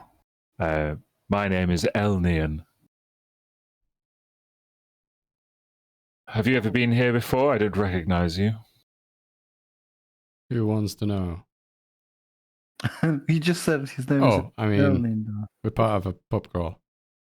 Yes, I'm Captain Twinflow. Arr! Oh, well met, Captain. I must say that it is a real shame what happened to those gnomes. Anyway, I must recommend a slice of the moonberry tart. If Elwyn has any of it left, I must get myself another slice. And you see this elf. He's got like foppish hair, kind of draped in a center part in over his like considerable forehead. He looks like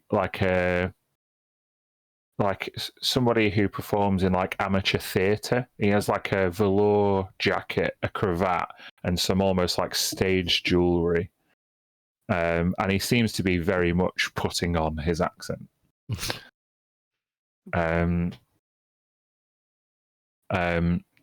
Waiter, anything tickle your fancy from off the board? Older pie, and beers, because we're on a pub crawl.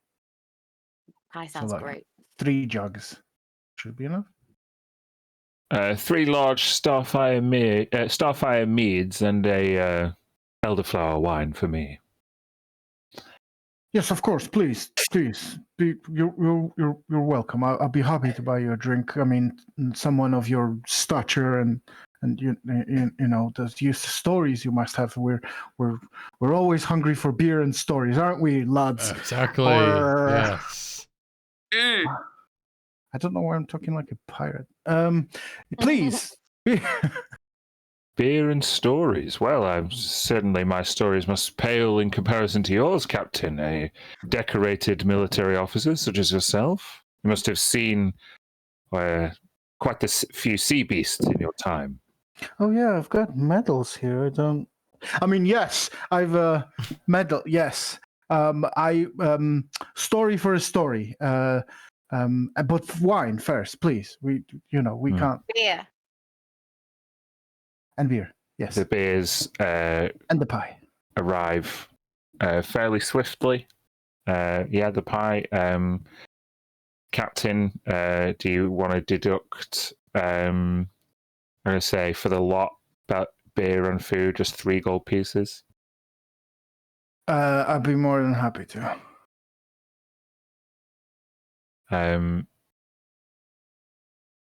Well, I must say that the stories that I tell are, more poems, really. I'm an orator, someone who revels in the spoken word. Fantastic. And this isn't the right venue for me to elucidate to you as to my modest talents.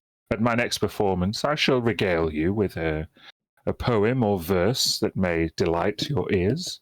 But in the meantime, while I quaff my wine, why not tell me a story about where you're from?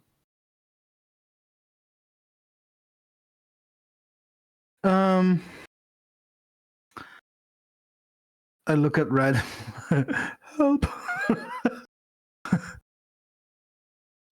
Sunhold my first mate is where I hail from. Ah, a golden dragonborn, of course. I said I had sympathy for the gnomes, but that pales in comparison to the tragedy of Sunhold in the settlement wars. Not a touchy subject, I hope. No one you knew died in the settlement wars, did they? It's quite a touchy subject. Please don't press too closely for my personal information and history. Thank you. Very well, I understand. Dragonborns are a proud people, and we get one or two of them in here from time to time. Not usually purveyors of the arts as much as the Starfire mead. What do you think to it? I'll take a glug. You notice Nain's already finished hers. Freddie winces down a few small gulps. It's maybe a bit spicy for him.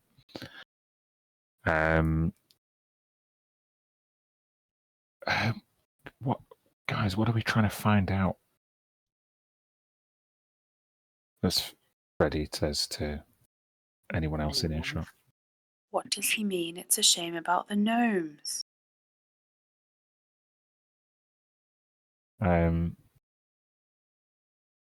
Freddie nods and then elbows you, Tisha. What you want me to ask? You're better at this than I am.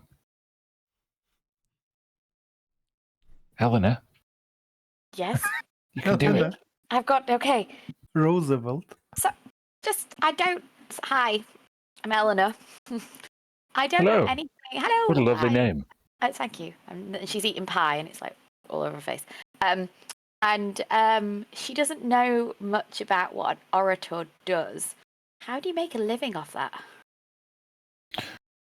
Oh, that's a good question. It's not easy. Any old amateur dramatic can stand up and deliver verse and lines, but in order to capture people's imagination, you must transport them with your careful use of language and emotive verbosity into the time and place.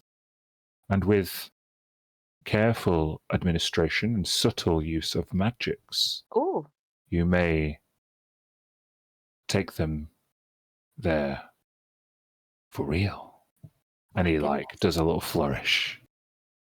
Wow. And is it just you solo, or is there a group of you? Like, how does it work? I'm well studied. My colleagues and I graduated from the Vardir Meckham. And he you see he's got like a guilty look as if it was quite a long time ago, in the past few years.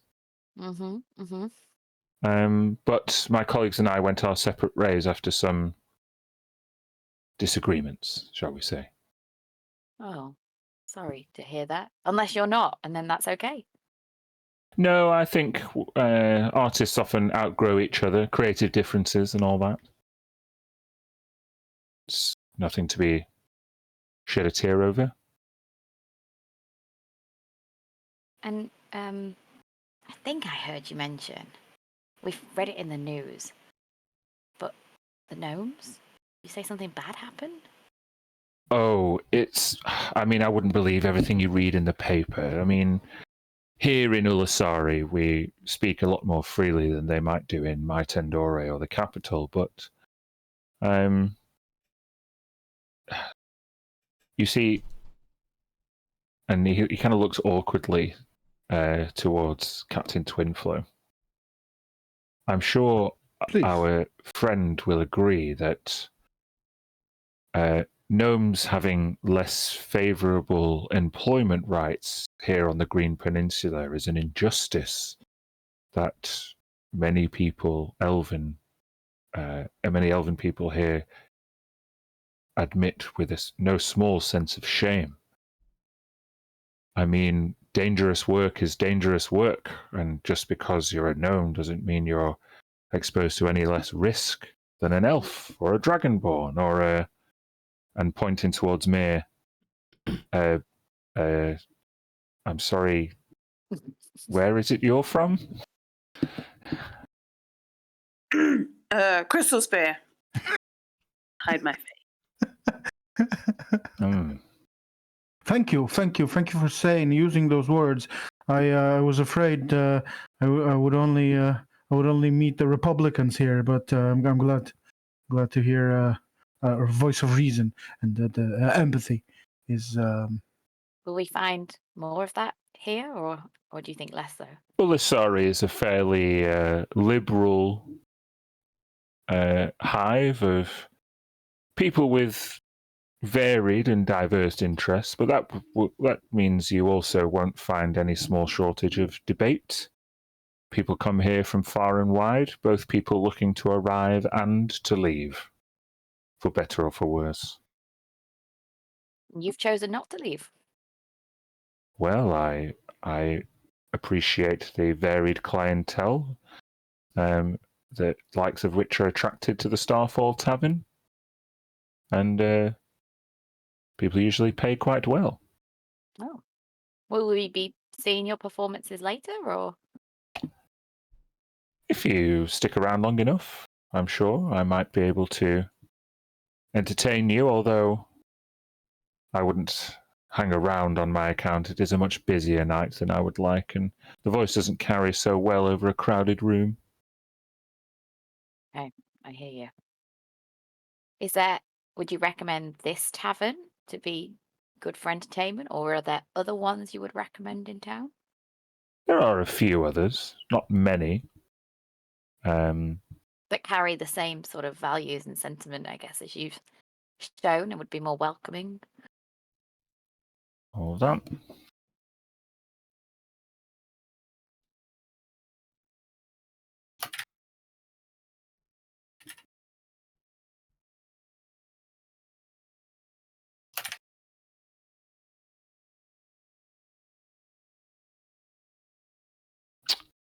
Well, between you and I, on the other side of the docks, there is a dive bar called the Silver Seagull, and I wouldn't be seen dead in there.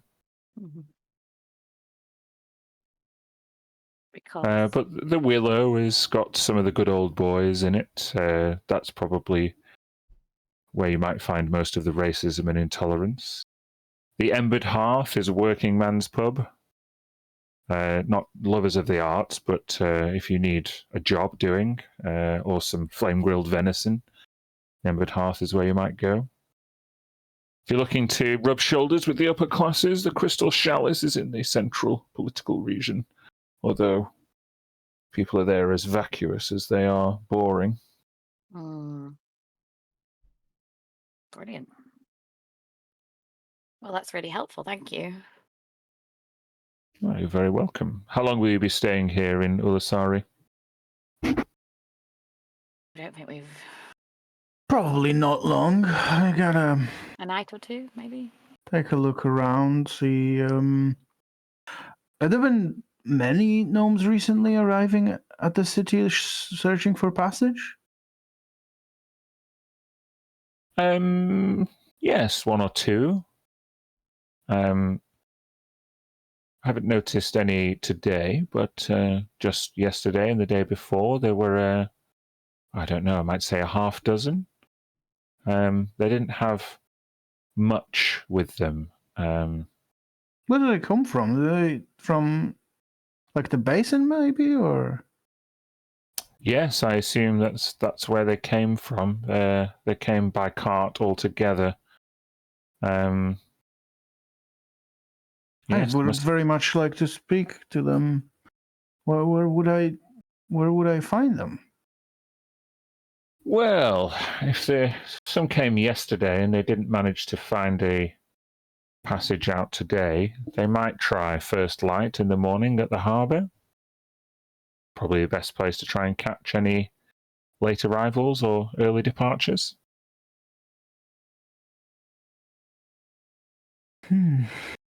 Are you looking for someone specific? No, not really. I'm trying to. We're here seeing if we can also help. So I want to know the full situation. I want to ask them about what's happening there. Is there still anybody working at the?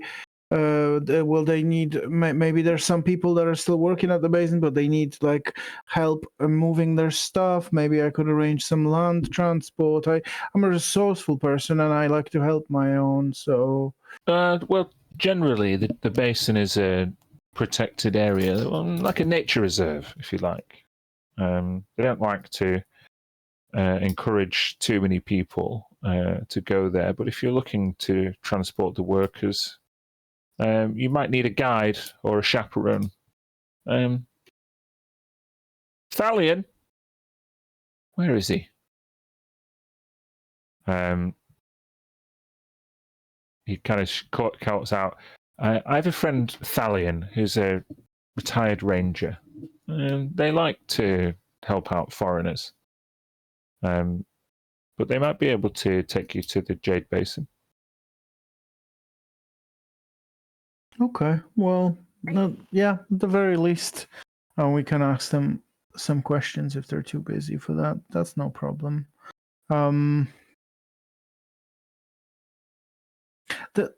Anything? Maybe. I understand you don't want to share your poems here on this venue, but anything that recently inspired you to create new poems? Ooh. Any events that pushed you towards? So maybe you could give us a glimpse. Maybe you could do a trailer, if you will. Yeah. Get him That going. creativity. Well, it's interesting.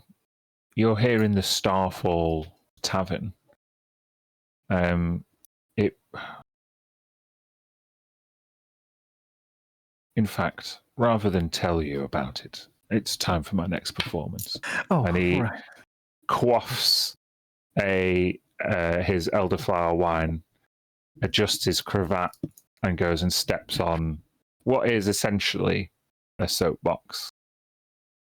Before he puts on some really thin oval sunglasses that just crest over the point of his narrow nose. And he takes out a small piece of folded parchment. Come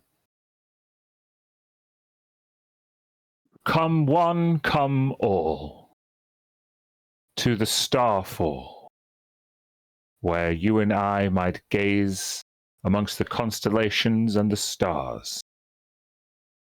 Here on this cliffside, we drink to the eternal night.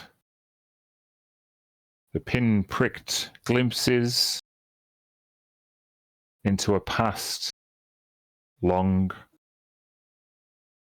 extinguished. What the fuck did you just say about the night? Eternal.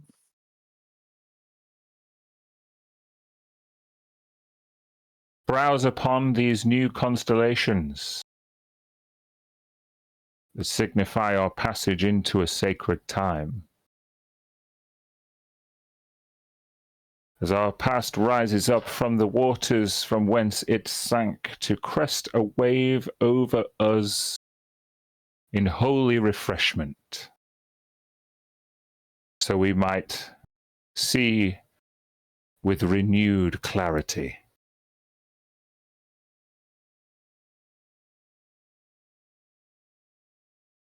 One by one, our constellations fade away, and we are left with nothingness.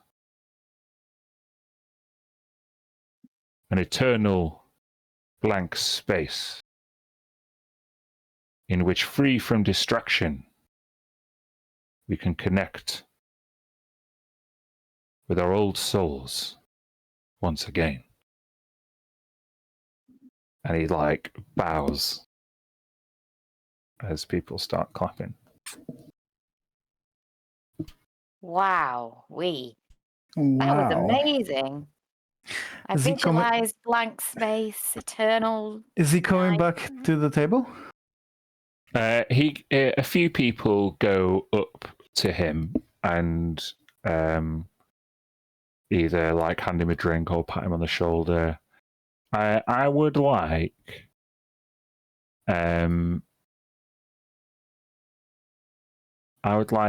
a group insight check, if you will. We've got a spell cast on us.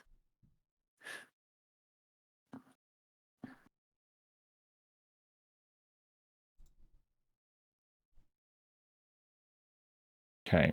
15, 17, 18, 7. There's a few people who go up to him who are dressed in like this similar like dark blue like velour jackets. He looks surprised to see them. Embarrassed almost. And he makes an excuse to break from their conversation as he kind of hurries back over with a cap that has some money, and he places the cap down on the table. Says, "Oh, my friends, how coincidental that I should mention my long departed comrades, and 3 of them should show up this very night. What did you think?" As soon as he says that, Tilly grabs her mug and, pretending to be a bit more drunk than she is, she spills the cup all over the chest of this guy. Accidentally. Okay. Pretending to accidentally. I'm going to make it, because he's kind of like stood up and he's put a hat down on the table and you're quite small, I'm going to make him make a dexterity saving throw. Sure. Although I did want to sort of wait until he sits, but that's okay. Still. Oh. You push over this whole mug and it goes over his cravat. And he kind of slides back and he's like, "Oh no, I'm sorry. Captain." I'm so sorry." And I jump on the bench, so I'm sort of level with him, and I use like a piece of cloth or even my clothes to try to wipe his chest. He pushes back. No, my Admiral, this is not necessary. No, please, you have to. With allow another me. hand, he casts prestidigitation. Okay, Great trick. very nice. What did you think of my performance? I thought it was amazing. No, honestly, I thought it was amazing. Like, Inspiring. I actually thought the descriptions were brilliant. You really took me there. Evocative. The colors. I was living whatever you were saying, but I gotta know what inspired you. Well, I am a member of the organization which founded this very tavern a few centuries ago, or even longer. He doesn't seem to know exactly. I'm part of the Starfall Society.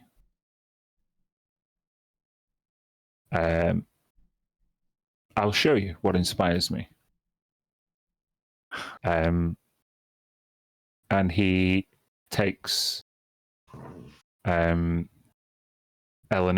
by the hand. You notice he has got like painted nails. And he leads you to a balcony. And whether it's just that you're in a different part of the world, or whether it's the time of year, or whether it's the renewed perspective that you have since coming back from Vudra, Tisha, you can decide. It might be a combination of all 3. But you see the stars in a different way. And he kneels down and like theatrically beckons towards the stars.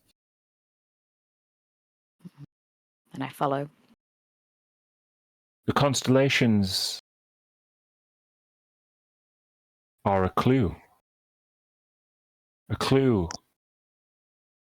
as to the way that our ancestors would point, guidance as to how we're all connected.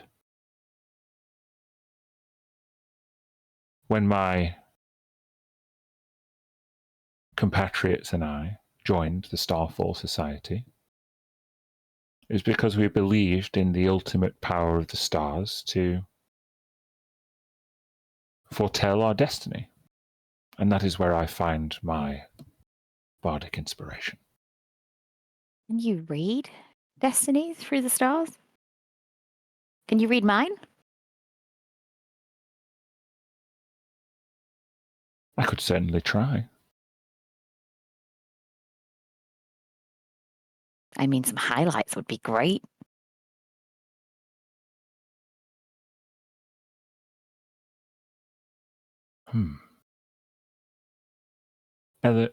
Eleanor, was it? Mm-hmm. Allow me to see if I can conjure your astral projection.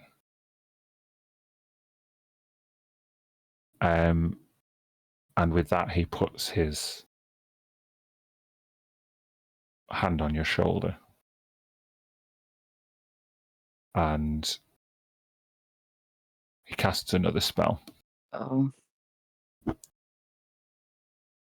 And for a moment, nothing happens. Except you feel a tug at the back of your neck. As you turn round, you realize that your body stays where you are, but your essence is now free, connected only by a silver thread at the back of your neck to your body. And this bard, Elenian, takes your essence by the hand, and both of your astral projections are floating maybe 15, 20 feet away over the cliffside, looking down at the waves below and looking up at the stars above.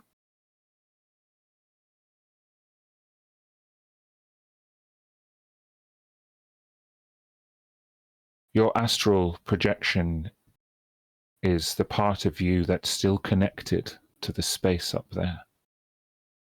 We all have one. It allows us to travel and perceive things in the way that our mortal selves could never. And when you spend enough time shifting around the world in this form, you begin to see things a little bit differently. And he looks up towards the constellations. I want you to make an insight check, please. Okay. Oh no. 8. Hang on a second. Let me see if I can spend some sorcery points.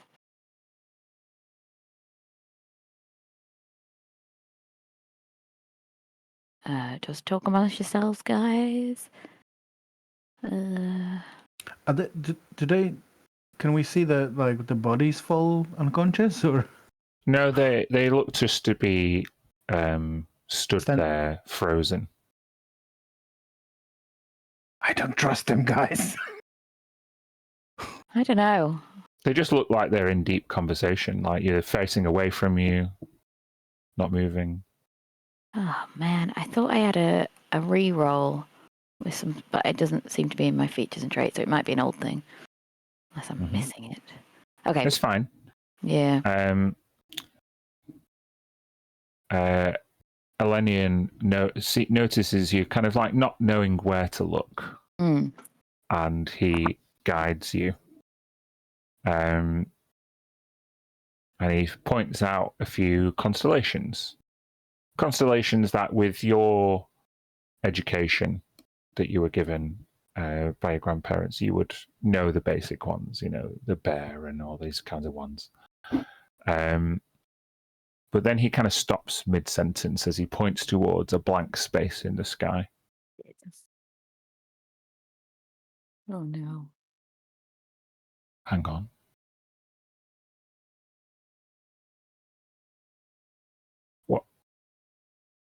What year is it?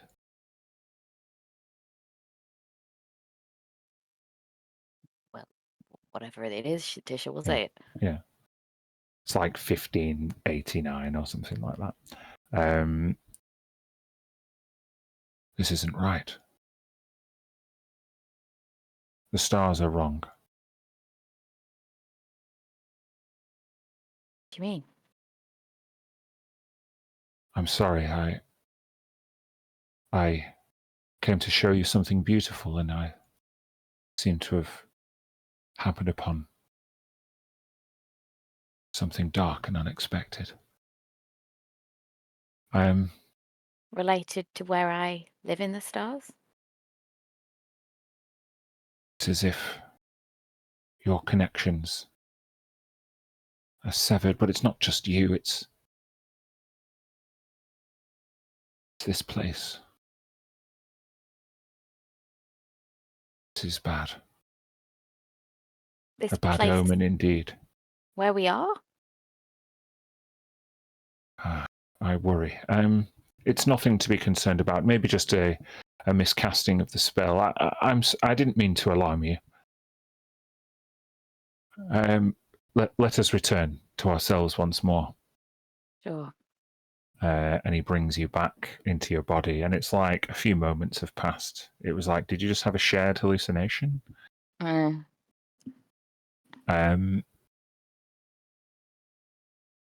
with that, the rest of you start to feel it. A shaking.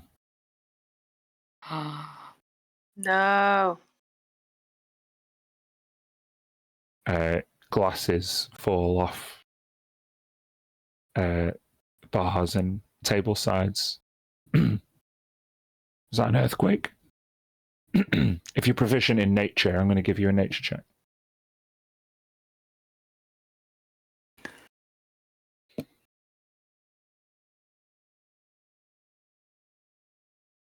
I think that might just be me.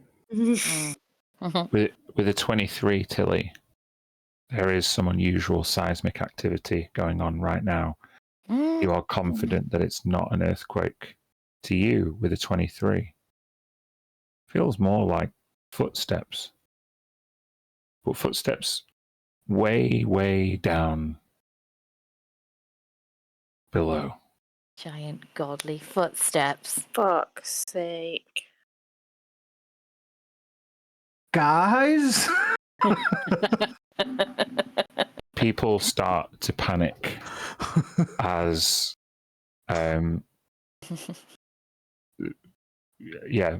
people are, there's kind of gasps and shocks, and then you see Elenian. As you hear the screaming, Tisha, from the bar, you look to see for Anelian's response, and he's looking out towards the sea, and his jaw is dropped. As you turn to see what Elenian is looking at, you see the water in the port begin to part circularly. Disturbance seems to pass out from an epicenter. Jesus. And there's something huge breaks the middle. As it begins, you see it starts to be, it's traveling forward towards the cliffside. And slowly, this central, spherical, oblong type shape emerges from the water. The waves created by the displaced water begins to tip up boats and capsize them in the port. You see fishing nets snap over this object, which crests from this oblong into a shoulder. An entire face rises out of the water with eyes made of pure starlight.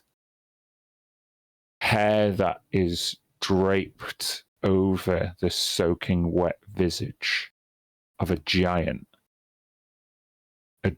whose eyes burn with bright starlight. The face rises up and is the entire size of the cliffside that Tisha and this bard find themselves looking upon.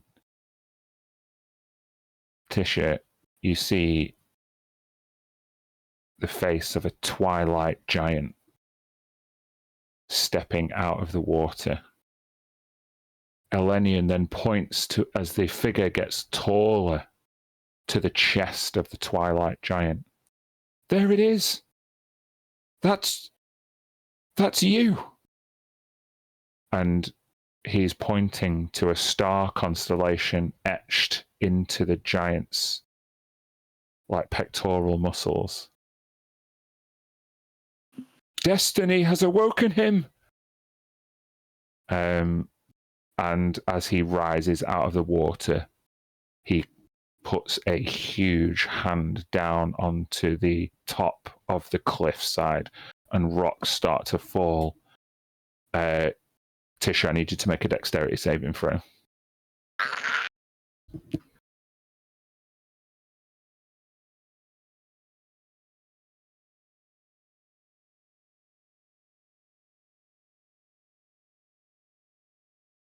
It's not doing it.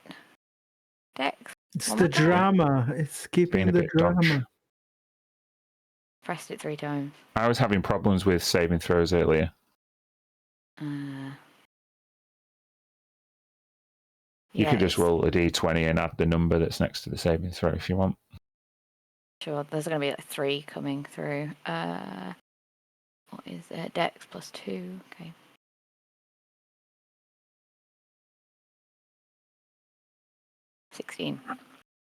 A 16, you just managed to dash inside as a huge rock falls and cleaves off the balcony. I'm going to make Elenian make a dex save as well. I'm going to roll it in public. The DC is 15.